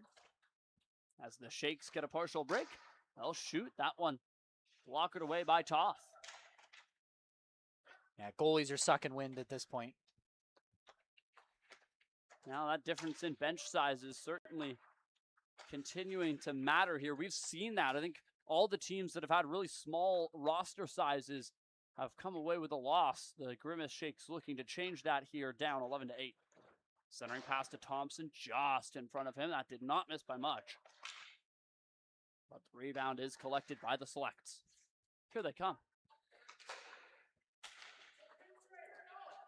Number 13 down the left wall. Centers to Gordon. Backhander in front. They score. Number 21 finds the back of the net off a nifty 3-way passing play. None of them felt like going for the puck afterwards, so the Grimace Shakes do get a chance the other way. Nice move. They score. Oh, that's a beauty from number 40. Unfortunately, we do not have his name in our roster sheets. Yeah, picks the pocket there of number 13, goes upstairs, and once again, it's a perfect passing play on a 3-on-1 one-way, and then basically a partial breakaway down at the other end. As we are up to 21 goals in this one. Now, we haven't seen any game go higher than 25 total. We've seen 2 different games hitting 25, mind you. As here comes number 13, scores. Threads it through the 5-hole, and the Selects get another one. Now back the other way, it's Jacob Kittles. He'll fire one blocker side. That's knocked away by Toth, and it goes over the boards. Yeah, that's a good save there by Toth. And again, when you score, you got to basically turn around and immediately try and get back. The amount of teams we've seen get caught on breakaways going back the other way after they've scored. Now one into the bread basket of the netminder Lifford. Now, I am certain that the score clock is a little bit off. So We've seen about 3 goals not get added. They do have a 3-goal lead on the clock. I'm pretty sure it should be a 5-goal lead. At least a 4. But either way, won't matter. The Grimace Shakes find another. Yeah, another one low glove. I mean, yeah, it's just a run and gun offensive kind of game. If you like goals, you're going to like this one. Manzuk trying to dangle through the defense, but he is shut down, and the puck comes deflecting harmlessly across to the Grimace Shakes. Here comes Riley Tribe. Cuts out to the left side. Tribe still going. Trying to shovel it home on Toth, and he'll say no. Toth, that's a heck of a pass from the netminder. He'll connect with Manzuk. A 2-on-0 here. Fraser to the goal. Deeks stopped by Lifford. And still make a nice save of his own. Now, what a save there by Lifford. Stayed with him the whole way. Here's the Grimace Shakes. Number 95 fires that puck wide of the goal. Tribe there for the rebound. Tribe back towards 95 with a pass to the net on the backhander. Finds the goal. The Grimace Shakes now within 1. Yeah, within 1 here is, again, it's another turnover, not getting back to play defense, and that one off the shoulder of Toth. Svitkovic to Fraser, trying to jam it home, and it doesn't go. Great saves by Lifford here, and this is a close hockey game with 10.5 minutes left, just 1 goal in it. Even if I'm almost certain the actual number is higher than that. Here's Svitkovic.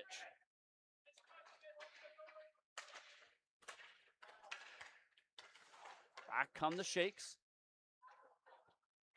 Jacob Kittles working in the corner. Kittles tries a centering pass. That one broken up by Manzuk down low.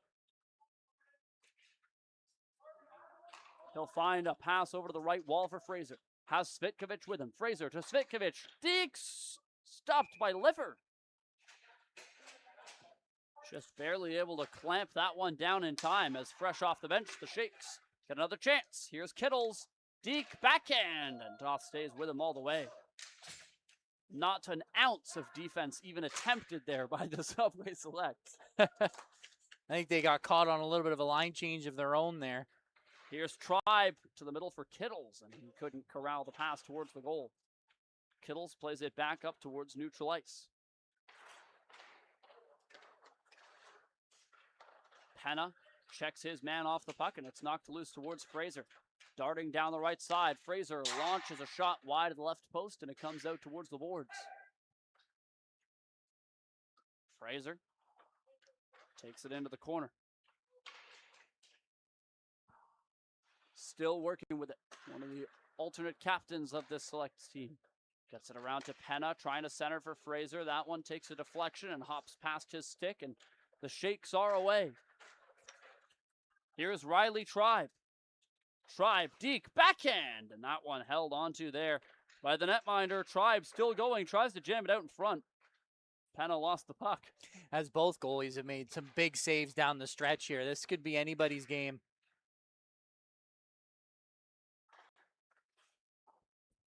It's flipped out here as Fraser starts down the right side. Fraser to the goal, fires one in on Lifford, who makes a mask stop, and it comes loose to the Shakes. Yeah, that's a great job by Lifford. Makes himself big. Fraser keeps this one onside. Lifford coming out of his cage to play it around to Riley Tribe. We'll leave for Jacob Kittles, who tries to spring a breakaway attempt, but Fraser says no through the neutral zone. Offside against the Selects, and the Shakes will take some time here to get to work on a line change. Yeah, just under 8 minutes to go here in the final frame. 1 goal apiece, or 1 goal separates these two teams. Another close one. It's been a pretty close day today for all these teams in day 2. 23 total goals on the score clock. It's currently split 12-11 in favor of the Subway Selects. Yeah, the scoring has slowed down just a little bit. Kittles, long drive on goal. Here's a chance, and one too many passes there from Carter Thompson. It'll miss the intended target. Not out of danger yet, however, as the Shakes maintain possession. Thompson takes it into the right corner boards. Osterberg's there. Osterberg up through the middle. Here's a look, and they just can't get it away. Now Penna back the other way for the Selects. Springs number 70. He'll get a look. Oh, what a snipe. Number 70 puts that one top corner to an array of cheers from the Selects bench. Yeah, he just absolutely got all of that one. You could hear it from up here in the booth. Top glove. Back come the Shakes as number 40 trying to cut through the defense. 7 minutes to go in a 2-goal hockey game.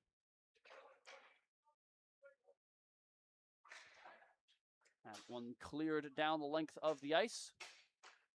No icing given.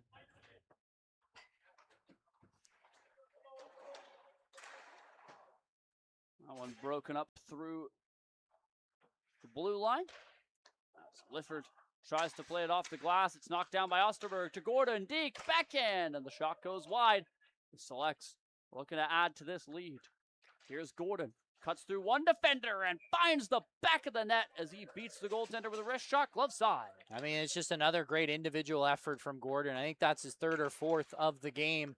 Carter Thompson trying to go end to end. Oh, a backhand beauty. A water bottle popper for Carter Thompson.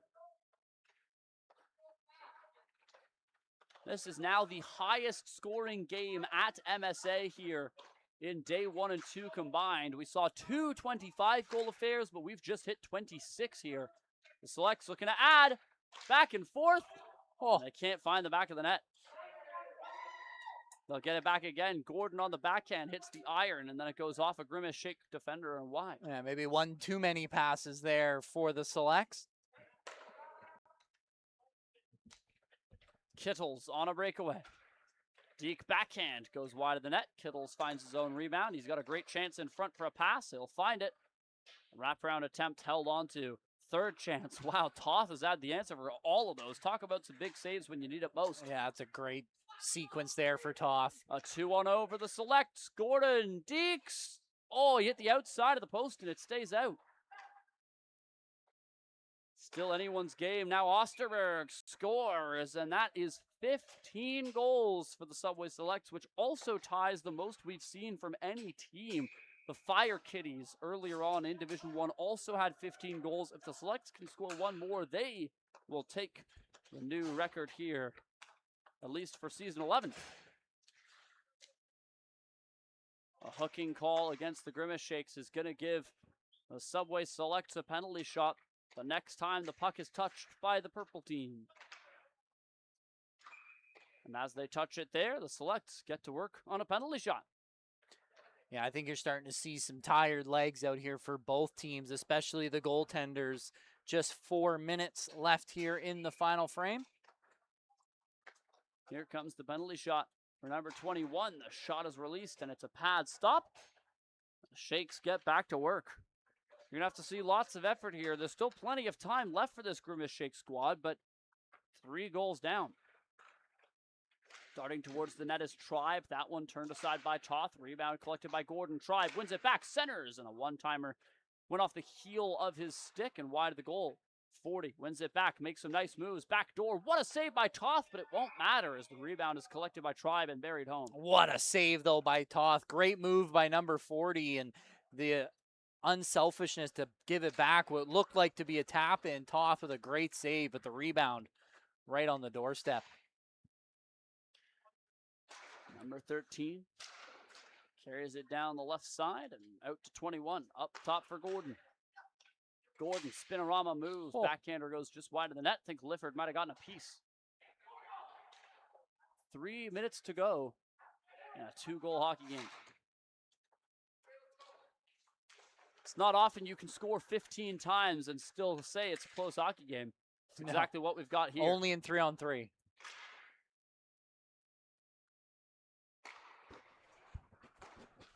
Pass from the Shakes doesn't connect, and they'll have to go collect. Icing called, even though probably should have been, but you know, not the end of the world. Now let's start the Shakes. Hard wrist shot there from Jacob Kittles is handled by the right arm of Toth. Kittles gets back out in front. He's given a lot of space to work with. Number 40 now spins, centers, and it's off of the defender and harmlessly. Well, Toth said, I've been stopping the puck. Why don't I be the guy to break up the cross crease passes too? And does a great job getting his stick in the lane. Svitkovic to Gordon. That's a nice tip there from Gordon on the pass across from Svitkovic. And Now, math is not my 16 strong to suit, 13. but I think that's his 5th goal as well for Gordon. I've definitely lost track by now. Here's Tribe, and the shot goes wide. I think if it wasn't for that missed goal earlier, we would now have hit the 30-goal plateau, although at the rate this game's had goals, we'll certainly get another one. Almost right there. Good save by Toth off the top of his head. Jacob Kittles gets it back out to 40, dancing his way down the middle, and Toth flashes the leather to hold on. And I know the score is 16 to 13, but man, Toth has just been fantastic. Number 13 has Gordon with him. The shot, pardon me, that was Manzuk going just wide of the net. 90 seconds to go. The Grimace Shakes need to find a way onto the score sheet. I'll remind you folks to keep an eye on our social media channels at 3on3 Classic on Facebook, TikTok, and Instagram. We even have player interviews courtesy of our wonderful Rinkside reporter, Hannah, who's been doing a great job bringing you some behind-the-scenes content here from the 3on3 Classic. Outstart the Grimace Shakes. Looked over to the left side. Tribe has Kittles with him, and Kittles couldn't jam it home. The Shakes need goals, and they need it now. Here's Tribe on the doorstep, stopped by Toth. Now back the other way. The Selects have all kinds of time and space. Svitkovic shoots. That's handled by Lifford. Manzuk is there. Centers. Here's Fraser between the legs, top shelf. That's a beautiful goal for the 30th goal of the game. Yeah, you heard that right. 30 goals in the night. We're going to make it 31 are the Grimace Shakes, who at this point, it is too little too late. 30 seconds to go. They need 4 goals. You know they'd love a consolation prize. Carter Thompson, the Abbotsford Pilot defender. Doubles back across the line. He's still going. Drops it off to number 40. Here's a look for 40 to take it to the goal. A little deep backhand move gets the Grimace Shakes on the score sheet. 17 to 14 now. 5 seconds to go. A chance for one last goal, but it won't happen as Toth gloves it, and he'll hold on for the win. The Subway Selects score a 3-on-3 Classic best 17 goals to win this hockey game, 17 to 14 over the Grimace Shakes. That was definitely the most offense-heavy game we've had throughout the first 2 days here.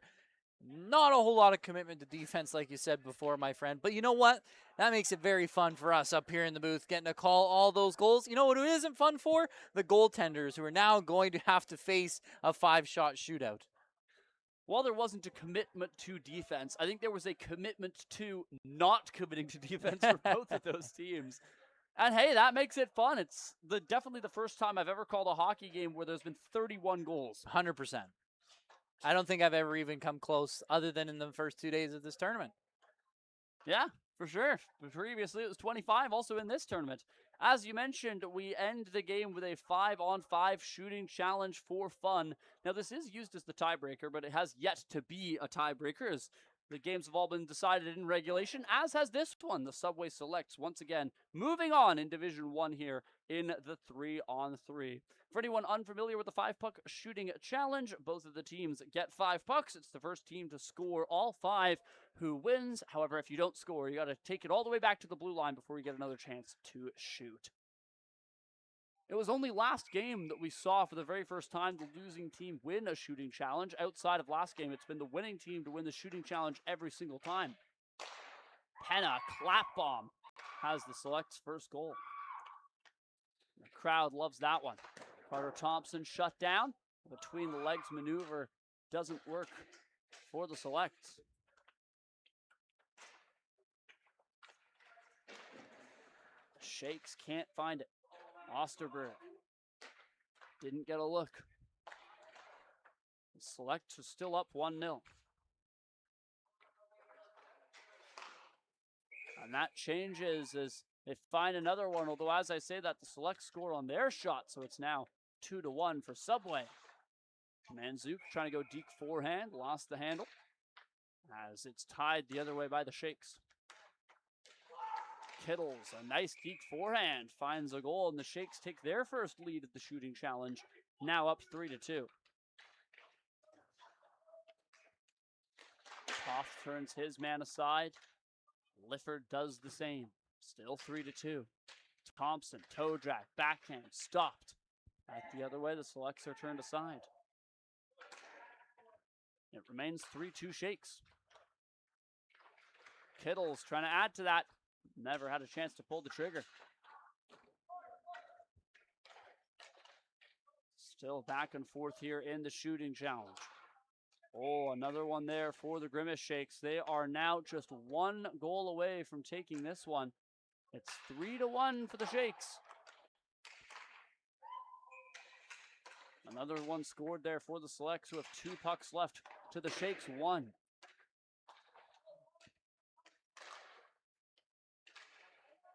A chance to end it for Riley Tribe, and he'll do just that.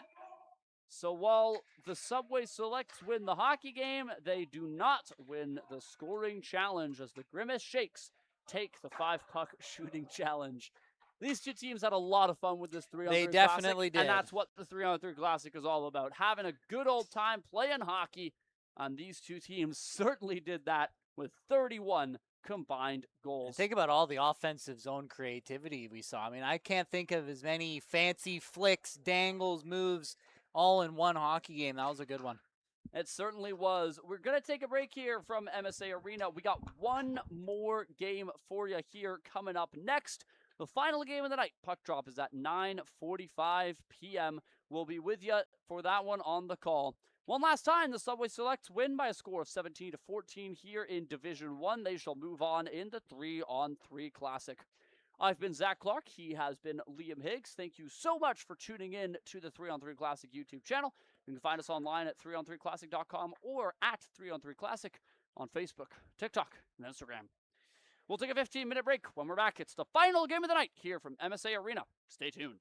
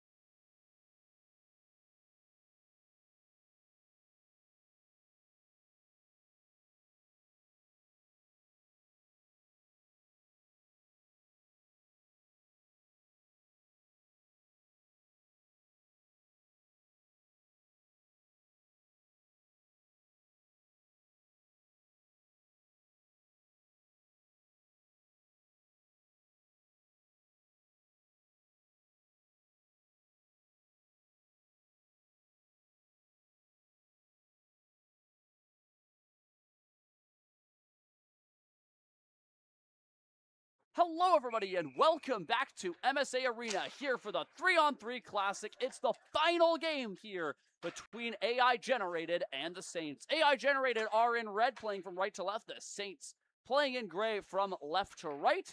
As usual, I'm going to start this game by calling out the team that did not get their rosters to us. We have no idea who is who on the Saints.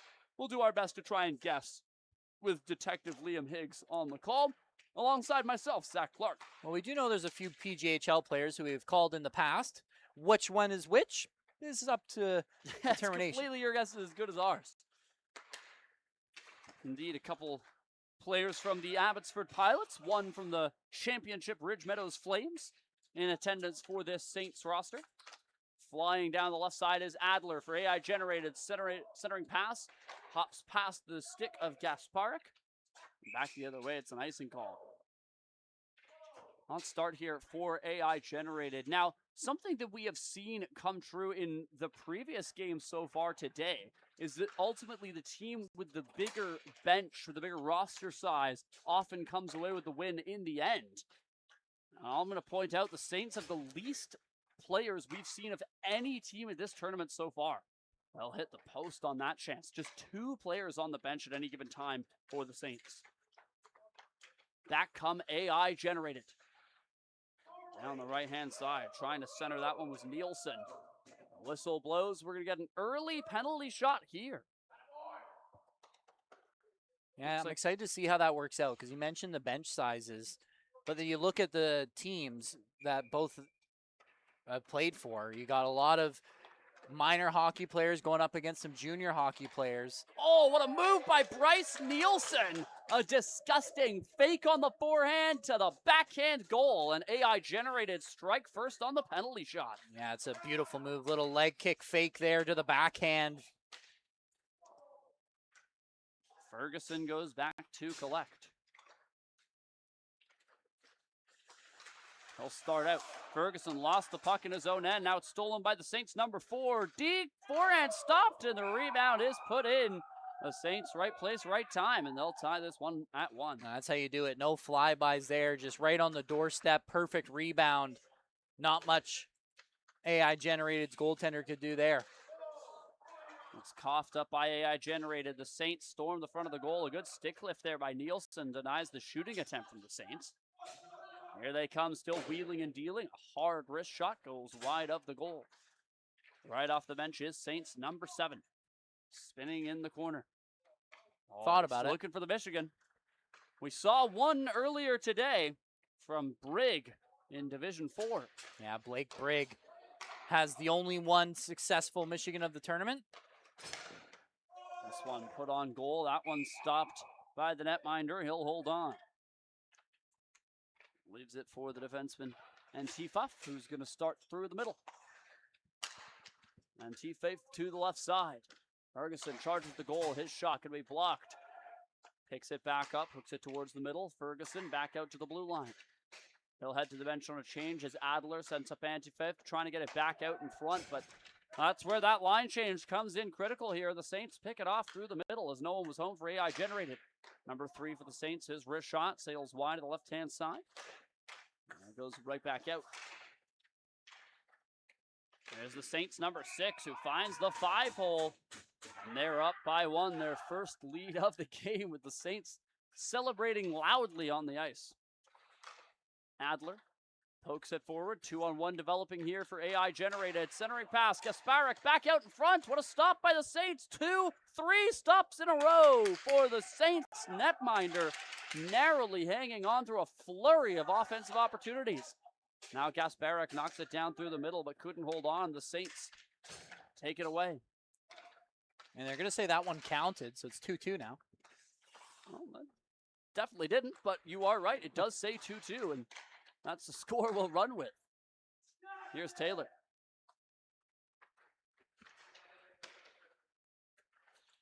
The alternate captain of this AI-generated team. Here's Taylor cutting down the middle to Gasparik, stopped by the Saints netminder, and it's cleared out. Now the Saints get a lengthy breakaway. All kinds of time and space for number 6, who is shut down by the netminder. Now, for as good as AI Generated has been with providing us a mostly accurate roster sheet, the one name I don't have is the netminder. As here comes Saints number 2. Dangling around the goal out the other side, centering pass, shot wide by number 3, and it comes out to Adler. Adler's long pass connects with Taylor over on the right wall. Number 2 for the Saints sends it around.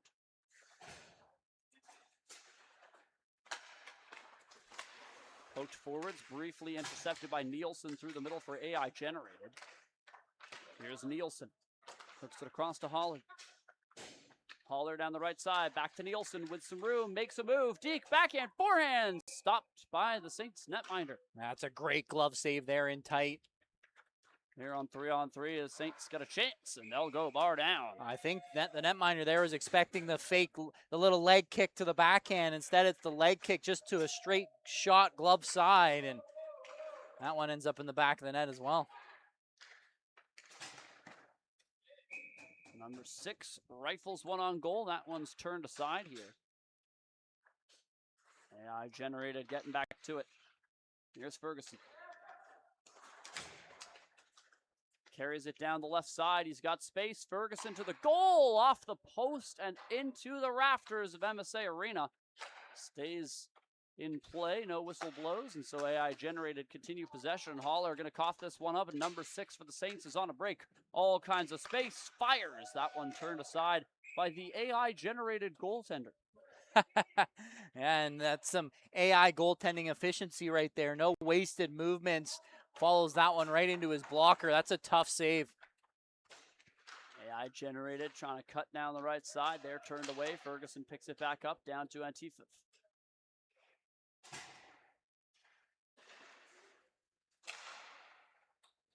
Antifif in the corner trying to center that one. It ends up wide of the goal, and the Saints will step onto it.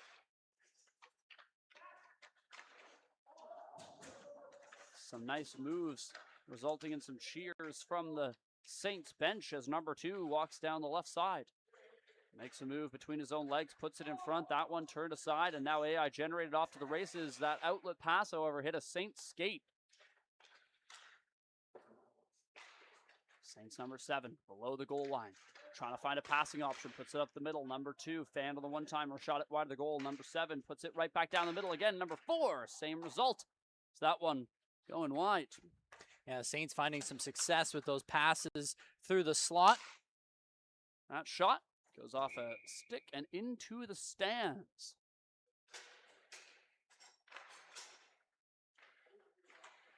Nine minutes to go here in the first half between the Saints and AI Generated. It's stolen by the Saints. Deke, forehand, stopped by the AI Generated goaltender. Yeah, he's made some big saves so far in this one. Holler across to Adler. He'll put one on target. It's turned away. Both goaltenders have been sharp. Here's a look for number 6. That one doesn't go through the wickets as he tried to find light in the 5-hole.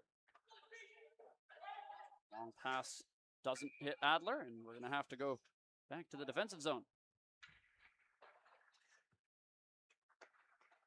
The Saints start out. Here comes number 3, walking down the left side. That's a blocker save from the AI Generated netminder.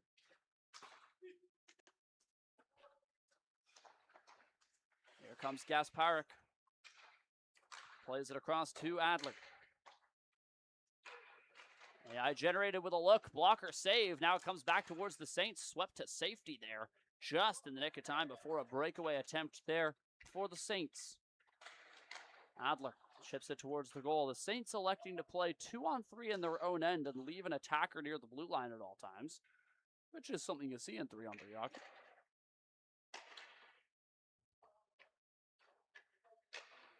In the corner. Up to Taylor. Holds that one onside. AI Generated trying to get a chance, but the Saints steal, and they've got a 2-on-1. Taylor has to hurry back to play defense. Here's the Saints. Out in front, number 3, Deke, backhand. He scores, and the Saints take a 4-2 lead. Yeah, it's just a good move, good defense on the other end for the Saints, and they're able to force a turnover that leads to that 2-on-1, and good calm dangles in front of the netminder there, tucking it into the wide open net. Saints launch one down the rink. Ferguson got a skate to it, but couldn't keep it from going all the way to the Saints attacker, who fires it wide of the goal. Starting to head out the other way. Here they go, are the Saints.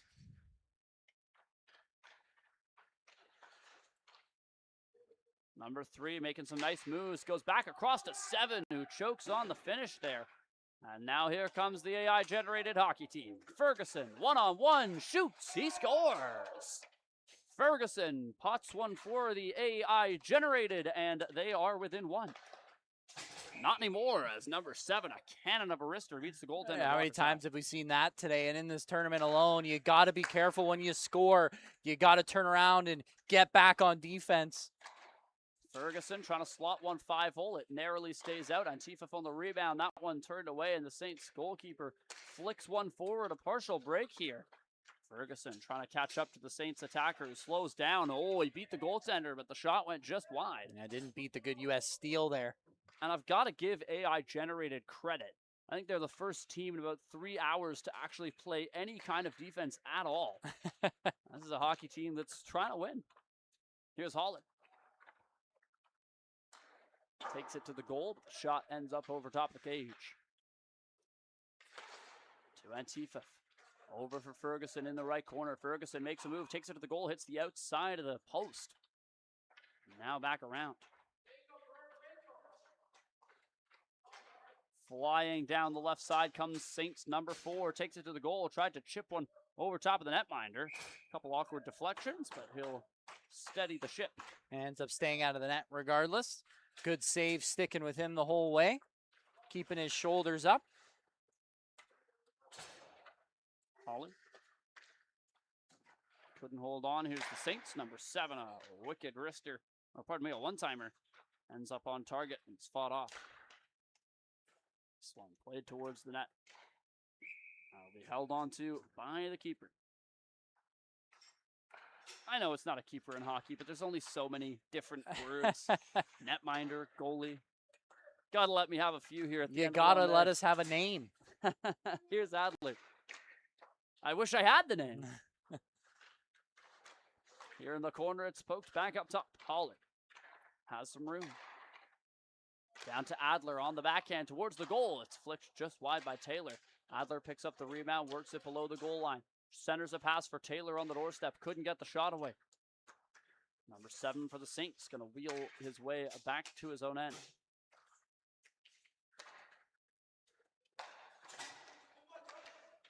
Number 3, toe drag. It's a nice move to the goal. Back door. What a goal from the Saints. Passing perfection. Yeah, it's just some great tic-tac-toe passing right there. Some nifty hands in the middle of it as well. There is AI generated. Scorching down that left-hand side. I'll throw it on target. Doesn't hit. Here come the Saints. Working towards the net. I'll find the back of it. Yeah, it's just a great move again. Really sold the forehand hard to the backhand, and the netminder bit on that one, hook, line, and sinker. Here come the Saints, number 6, and the wrist shot across the grain does not hit the intended target.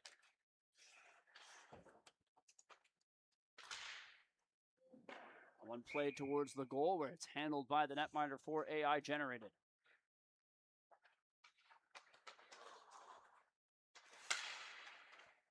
Here comes Adler down the right side. Makes a move between his own legs. Drop pass. Nielsen. What a save by the Saints netminder. It was a great passing play from AI generated. The finish just unable to be converted upon here. Here's Adler. Charging towards the goal. Netminder having to come way out to challenge. Kasparek picks it up. He's got Nielsen for the one-timer and another fantastic stop from the Saints netminder. Yeah, just great athleticism, getting laterally post to post. Number 3 for the Saints. All kinds of time and space to work with, but he's stymied by the netminder. A little bit of a Forsberg move there. Here comes Ferguson. A rifle of a wrister ends up over top of the net, and now the Saints are back the other way with number 3 on a breakaway. 2 minutes to go here. The Saints looking to add to their 7-3 lead. Ferguson marches his way over the line. Gets it to the outside, and Tifa's shot bounces off the outside of the cage. He's fighting for the rebound. His stick's tied up. Goaltender comes out to throw a poke check. The Saints player tripped on the puck. Lots of laughs and cheers from the respective benches after that. Here's number 3. He'll launch one back door, and number 4 for the Saints finds Twine. Yeah, just some great passing from the Saints so far in this one as they have found the holes in this AI-generated defense.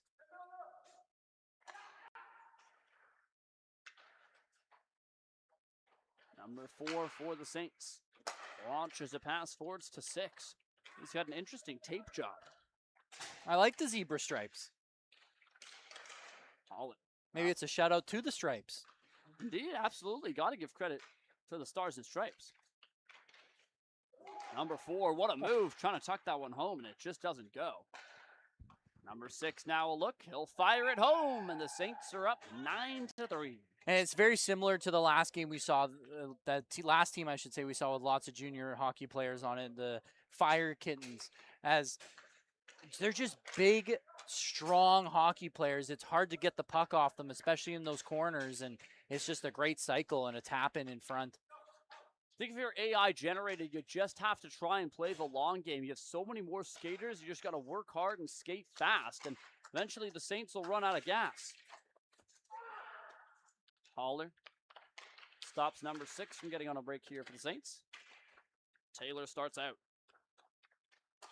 Taylor walks down the left side, trying to go all the way, but the Saints netminder stays right with him, and I have to say, the Saints have gotten some spectacular goaltending. They definitely have, as I think both teams have had their fair share of breakaways as per usual in this 3-on-3 classic, and right now it's just the Saints goaltender who has been shutting the door time and time again, and you think about some of the saves he's made on some crazy cross-crease passes. 1 second to go. AI generated is stopped once again, and we'll head into the first half break. A score of 9-3 for the Saints. You're watching 3-on-3 Classic Hockey here on the 3-on-3 Classic YouTube channel. I'm Zach Clark. He's Liam Higgs. We're going to take a 30-second break. When we're back, it's a continuation of Division 1 between the Saints and AI generated.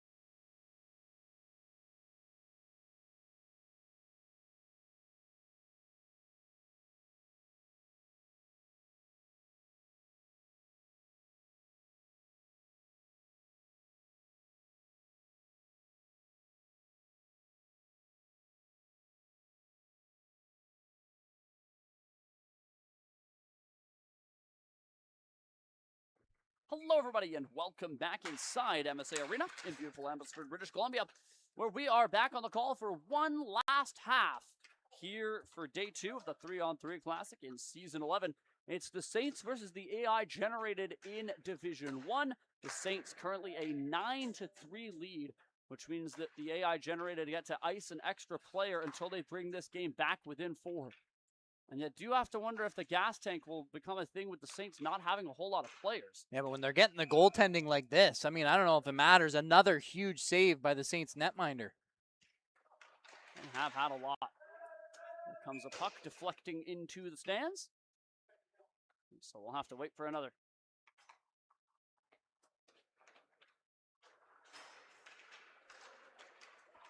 Here come the Saints down the right side. Number 3 trying to tuck one home inside the left post, but it's blocked away by the AI-generated goaltender. is. It's worked up the wall by AI generated. They'll carry that one forwards. Gasparik trying to cut his way across the line. The Saints defender with an interesting move. They've got a 3-on-1 developing offside called against the Saints. And that one, a great defensive play, stopping at the blue line, and then he turns it into some offense by getting a full head of steam going through the neutral zone, protecting the puck well, but a little bit of too much head of steam, I should say, is offside. And Tafaf sends it hard around the wall. It's a little too hard as it goes all the way back to the AI-generated defensive end. Here is Gasparik. All kinds of time and space stopped for the Saints netminder, which has been a common theme so far in this game. You have to imagine the chances have not been that much more numerous for the Saints, but No, they've and been burying the ones they're getting. And it's another big save on a pass across, and again, coming up big is the Saints goaltender. Here's a look. Number 6 slows things down. Saints protecting the puck. Of course, they're not going to stop trying to score, but the time is very much on their side, so they're fine if it takes a little while. Now Saints number 2 trying to catch Ferguson, who's off to the races. Ferguson deeks, and that one fought off by the Saints netminder. Ferguson nearly going hard into the end boards. Yeah, it's another Thankfully, big he's save. all right. Here's number 3 for the Saints. Deeks and ends up not pulling the trigger. Yeah, kind of ran out of real estate there. Puck still moving around in the Saints' clutches. Number 3 cuts right through the defense, takes it to the forehand, and fires the puck wide of the goal, letting out a loud expletive after that one. Good hustle by number 3 to get back in time here to help defend. Ferguson's shot tipped wide by the aforementioned number 3. Once again, wish we had names for these players. A reminder to the teams in the 3-on-3 Classic, please do get your names and numbers into the roster sheet. It's not too late for future games. Here's Gasparik. That one handled. Saints head back the other way. All kinds of time and space for number 3 and number 6. They'll go back and forth, and they'll make no mistake. Yeah, I mean, that was just a perfectly executed 2-on-0, and that will make it 10-4 now. I'm loving the raucous celebrations every time the Saints score. You gotta love what you do here if you're playing hockey, and these kids certainly do. Number 6 stealing from Ferguson. He's broken loose. Number 6 with a look, and he scores. A nice individual effort there from number 6, who picked the pocket of Ferguson. And a good defensive play there, picking the pocket, like you said, and changing it into a goal. AI generated across to Haller on the right-hand side. He'll slow things down back across to Ferguson. Ferguson now cuts low. Go back to Haller. AI generated trying to get set up as if this were a 4-on-3 power play. Haller along the wall, feeling pressure from number 2, but he'll escape. Sends it back down low for Ferguson below the line. Ferguson cuts out wide. And as you mentioned, Liam, you can really sense the junior hockey in these Saints players. They're very well structured here, not biting on any of these fakes 3-on-3. Out comes number 2. If he can hustle, he'll have a break. And sure enough, the Saints number 2 has a look. He'll fire. Blocker save. Rebound. Also turned aside by the goaltender. Number 2 still going. Trying to tuck one in short side. That's blocked. Number 7 looking for the rebound. Couldn't get it to go. And Ferguson will sweep one down the rink for Taylor. Taylor trying to get around number 4, who's going to thieve him of the puck and launch one across to 7 on the short side. 7. Back across. Here's 2 for 7, and he just couldn't find the puck. Yeah, maybe one too many passes that time around, as now it's a 2-on-1 back the other way. Adler for Antifa. That one going to be rifled wide of the goal. Here's Taylor.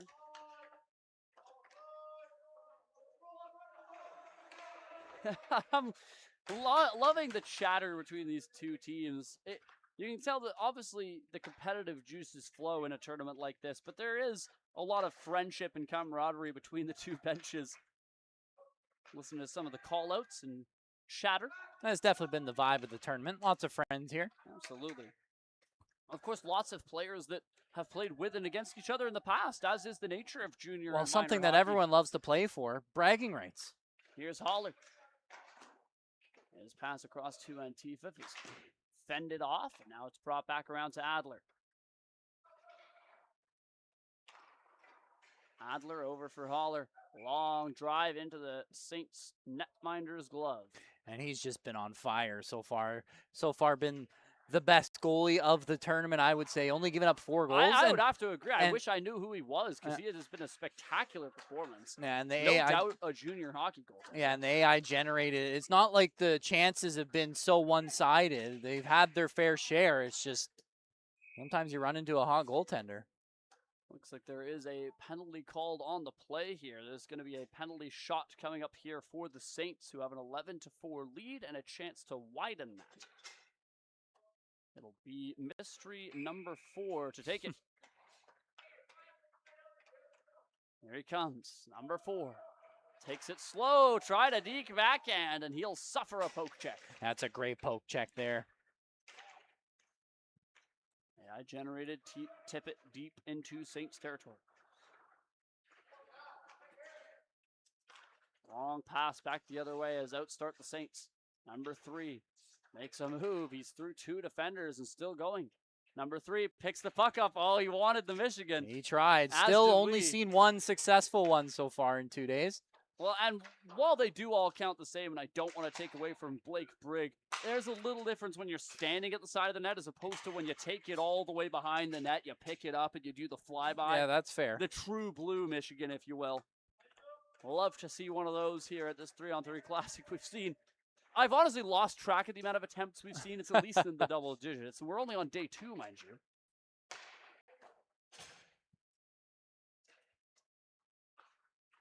Ferguson takes it below the goal line. It'll go to Adler. Adler tries a centering pass. That one doesn't connect. Saints number 6 will send that deep into the O-zone. 8.5 minutes to go here from MSA Arena as Ferguson advances with Gasparik on his wing. He's got Nielsen in the net. Nielsen shoots, stopped by the Saints goaltender. And just the way he comes out to challenge, cuts off that entire angle and just makes that one look easy. Number 3 puts it to number 6. Oh, that's filthy. He could have just tapped that home if he wanted to, but number 6 puts on a little bit extra spice on top of that meal. Yeah, a little salt in the wound, if you will. Yeah. 12-4 now. This is looking pretty unreachable for AI generated, barring something pretty crazy. Gasparik will get one, and the slow march continues. The AI generated celebrating their 5th goal of the game. Number 3 racing for it. He'll find it. Didn't like his options, so he'll double back. A reminder, if you'd like to learn more about the 3-on-3 Classic, you can go to 3on3classic.com or visit us on any of our social media pages at 3on3 Classic as a... that should count. That was so sick. That should count. I don't care what the rules are. That was nasty. Gloved out of midair, then thrown to his teammate. But he flicked it off the glass to himself to get around 2 guys and then make the hand. That was sick. I think that should count. And unfortunately, that just is for pure a style you points. You can hear the Saints jokingly complaining. And this tournament is so fun because a lot of the time when you're watching hockey, it can get heated. This is very, very lighthearted as you hear the Saints giving it to the referee. We did see one game get pretty heated. No, so that's far. true. That's true. But more so in terms of the referees. They don't have to go through as much vitriol as they usually do. Which is quite a bit. There's a lot more respect in this tournament than there is otherwise. Number 3 going back and forth to number 7. Not happy with his teammate there. Yep. They're yelling at each other on any missed passes or plays here for the Saints.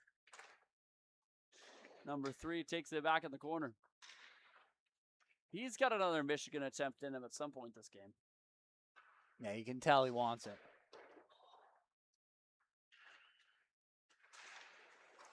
Taylor. Coughed it up to number 6, who darts down the middle. His shots turned aside by the generated netminder, and out starts Gasparik. He's got Nielsen with him.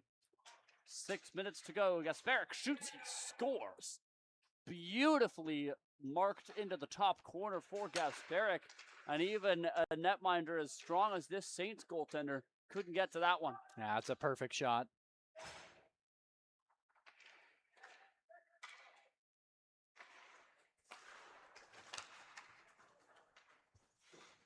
Nielsen over for Ferguson, trying to get it back out in front. Here's Adler, and that one doesn't connect. Back comes Saints number 6. Lost a step. He'll have to slow down and drop it off to 3, who goes back to 6 to 3, and that's turned aside by the goaltender. That's a good save there. Some great passing. And again, you talk about that junior hockey experience, just knowing what to do with the puck on your stick. That's a great save. Adler one-on-one with the netminder, just couldn't get the shot away. The goaltender refused to bite on any of his fakes. Here's Ferguson. Ferguson back across. Holland looking for Adler. It's turned away.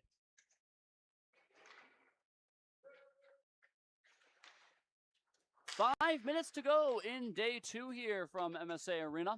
It's been a fun day, as was day 1 here in the 3-on-3 Classic.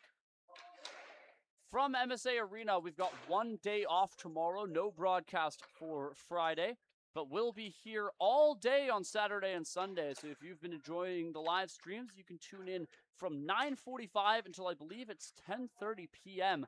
on the weekends. Liam Higgs and myself will have you covered the entirety of those 2 days, as this game continues to dwindle down, with the Saints leading 12-6. Number 3 looking to add to that tally, but his shot goes wide of the goal, and number 6 has to skate onto it. I'd like to give a huge shout out and thank you to the other members who work really hard at this 3-on-3 Classic. Of course, it's all put together by Jamie. Nothing would be possible without him. And of course, David Stevens taking the photos, Selly Entertainment on the videos, Hannah doing the rinkside interviews that you see on social media. There's a lot of people who work really hard to put this together, and it's an honor to be a part of it here. Of course, Zach Clark and Liam Higgs with you up here in the broadcast booth with 4 minutes to go. Here's number 2 for the Saints. Lost the handle as Ferguson throws a poke check, and that'll come loose to Taylor, who works it down below the goal line and carries it out the other side. The alternate captain plays it up to Gasparik. Gasparik down the right side, cuts to the middle, and threads it in. That went off the post and then off the goaltender.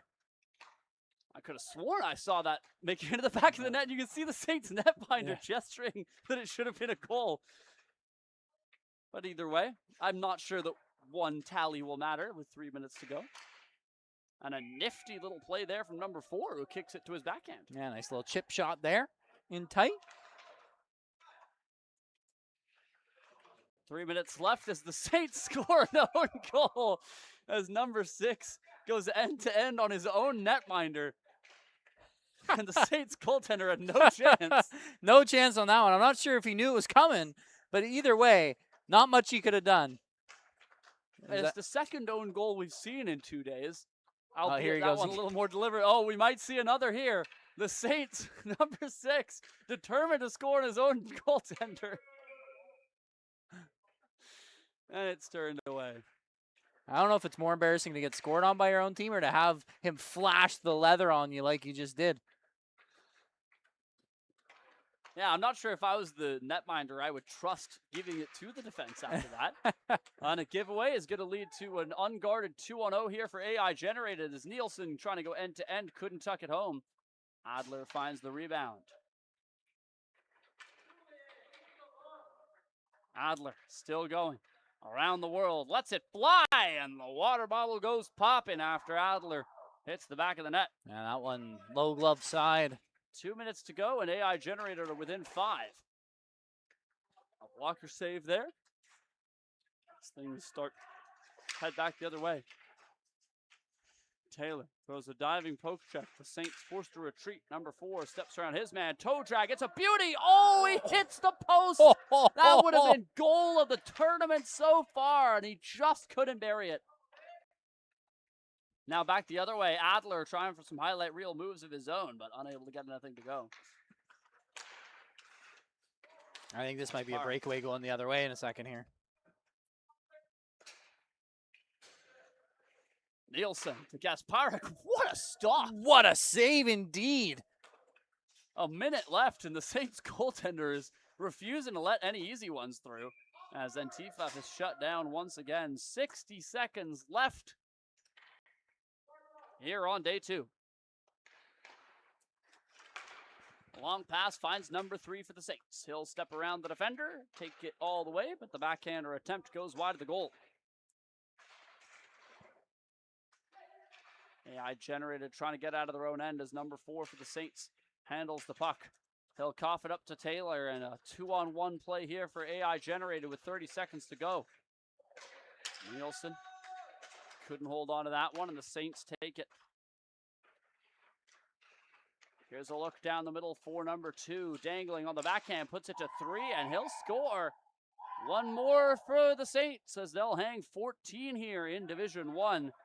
And that's going to do it here for day 2 of Season 11 of the 3-on-3 Classic, as the Saints will win this Division 1 matchup against AI Generated by a final score of 14-8 here from MSA Arena. Yeah, I mean, that one right there, just dominance from the Saints, and they were starting to have some fun with it as well. Great offensive zone creativity, as to be expected here in the 3-on-3 tournament. But back on the other end, I mean, for me, not necessarily an unsung hero, because we definitely sung his praises the entire game, but I think that game's a lot closer if your netminder doesn't stand on his head for the entirety of the game. Yeah, he made beautiful saves on AI Generated and even his own teammates all night long. And so ultimately, it is a victory in Division 1 for the Saints. That's going to do it for our broadcast here from MSA on day 2 of Season 11 of the 3-on-3 Classic. Once again, thank you all so much for tuning in. One last time, I've been Zach Clark, he's been Liam Higgs, and you've been watching the 3-on-3 Classic right here on the 3-on-3 Classic YouTube channel. We'll see you bright and early Saturday. We've got games all day this weekend from MSA Arena, so make sure you tune in for that. Have a good night, everybody.